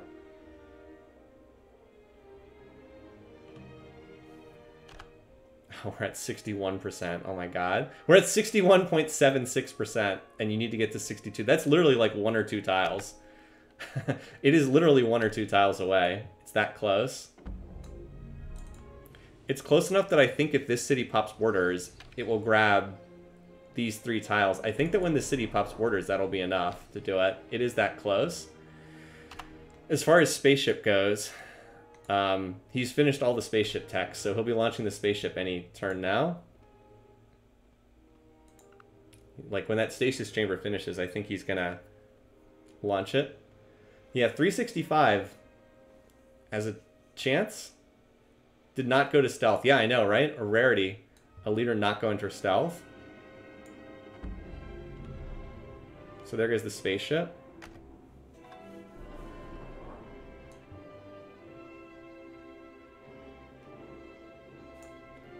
Gotta keep checking the... Oh my god, he's at 61.96. He's 1 tile away. 1 tile! He's 1 tile away from winning. 1 tile. So yeah, when this city pops borders, it will end the game. He is 1 tile away. That's assuming that nothing else happens in the 2 turns between. We are that close. We are 1 tile away from a domination win. He could randomly pick up a tile on this inner turn and end it. And there it is. He picked up a tile somewhere. So it is domination. With the spaceship en route to Alpha Centauri, it is, in fact, the domination win. Turn 364. What a game. Yep, I'm sorry for people who lose points because of that 0.04% land area. GG, wow, what an unexpected outcome that was. Almost won the Diplo victory. I mean, Alex looked like he was going to win. I will say this. Kublai, what a defense, man. Like, he defended so long, and he made it through. He survived. He needed someone to come through for him, and it worked. I think the scoring is not going to be great for this one. But we shall see. All right, let's watch the replay, shall we? Okay, so early game. Wow, it's been a while. It's been a couple hours since this happened, right? Early game. All right, so everybody expands. Blah, blah, blah. Zara founds the early religions. We get really weird expansion out of some of these people. Hold on, where's that? Like, look at this. This is such a weird expansion setup because like Toku's capital is here, and like he gets these cities here, and meanwhile Genghis Khan is down here. It's like, what is going on? But unfortunately for Zara, his religion made enemies of pretty much everyone, and so Zara got ganged up on. I mean, he held out for a while, but then. And then Bismarck has the bizarre war declaration. But then right around here, Toku declares war. Oh, no, never mind. That's the side war. These are the main ones. Kublai Khan declared war. Genghis Khan declared war. And then after that, it's like, goodbye. The biggest thing from that war was Alex getting the huge prize. He got the land was divided pretty evenly, but Alex got the capital, and that had all the wonders in it. So Alex really made out well from that. And then basically the exact same thing happens against Bismarck. He stupidly declares war on Kublai, and then everyone else piles into the game. And that's it for Bismarck. Chop, chop, chop. He's gone. And his land gets partitioned. But once again, Alex gets the capital, which has the big, big wonders in it. And so he comes out probably as the biggest winner from that war. And then we were down to our 4 low piece weight civs. No surprise there. And Alex makes the big play where he declares war on Kublai. So there were kind of 2 ways that the game could go at this point. 2 different things that could have happened. One was that the other Buddhist civs who shared Kublai's religion Genghis Khan and Tokugawa all could have joined together and piled on Alex, and then it would have been 3v1 and he would have been eliminated. Kublai almost certainly wins the game from that point. But instead, what happens is Genghis Khan declares war on Tokugawa. So like instead of a dogpile on Alex, we get a war from these two and a war from these two. And that backfired horribly because Tokugawa just snowballed right over him, took all of the cities, and became the game runaway as a result, instead of Kublai or Alex becoming the game runaway. So then Tokugawa absorbs all of the Mongolian territory in the north, and at this point, he's just building. Like, he's peacefully building, getting all of his infrastructure, teching away, and these two just keep fighting. So the incredibly determined defense by Kublai is what allows Tokugawa to win the game. He just defends and defends, and then here we go. Tokugawa declares war on Alex, and that's it. Nukes everywhere. Roll, modern tanks, roll. And that's it. And then we get, yeah, like the borders expand, and we hit the domination limit on turn... What was that? Oh, shoot. What turn was it? It was turn 364, right? It was 364, wasn't it? I think the chat will have that. I don't know how many nukes, but it was a lot. 364. Thank you, guys. Thanks. I thought that's what it was. All right. So, yeah, you get the bar graphs. But, I mean, it's pretty much what you think, right? GMP, production. Toku became the runaway. Alex just got crushed. Like, he's the runaway. He's #1 in everything. So...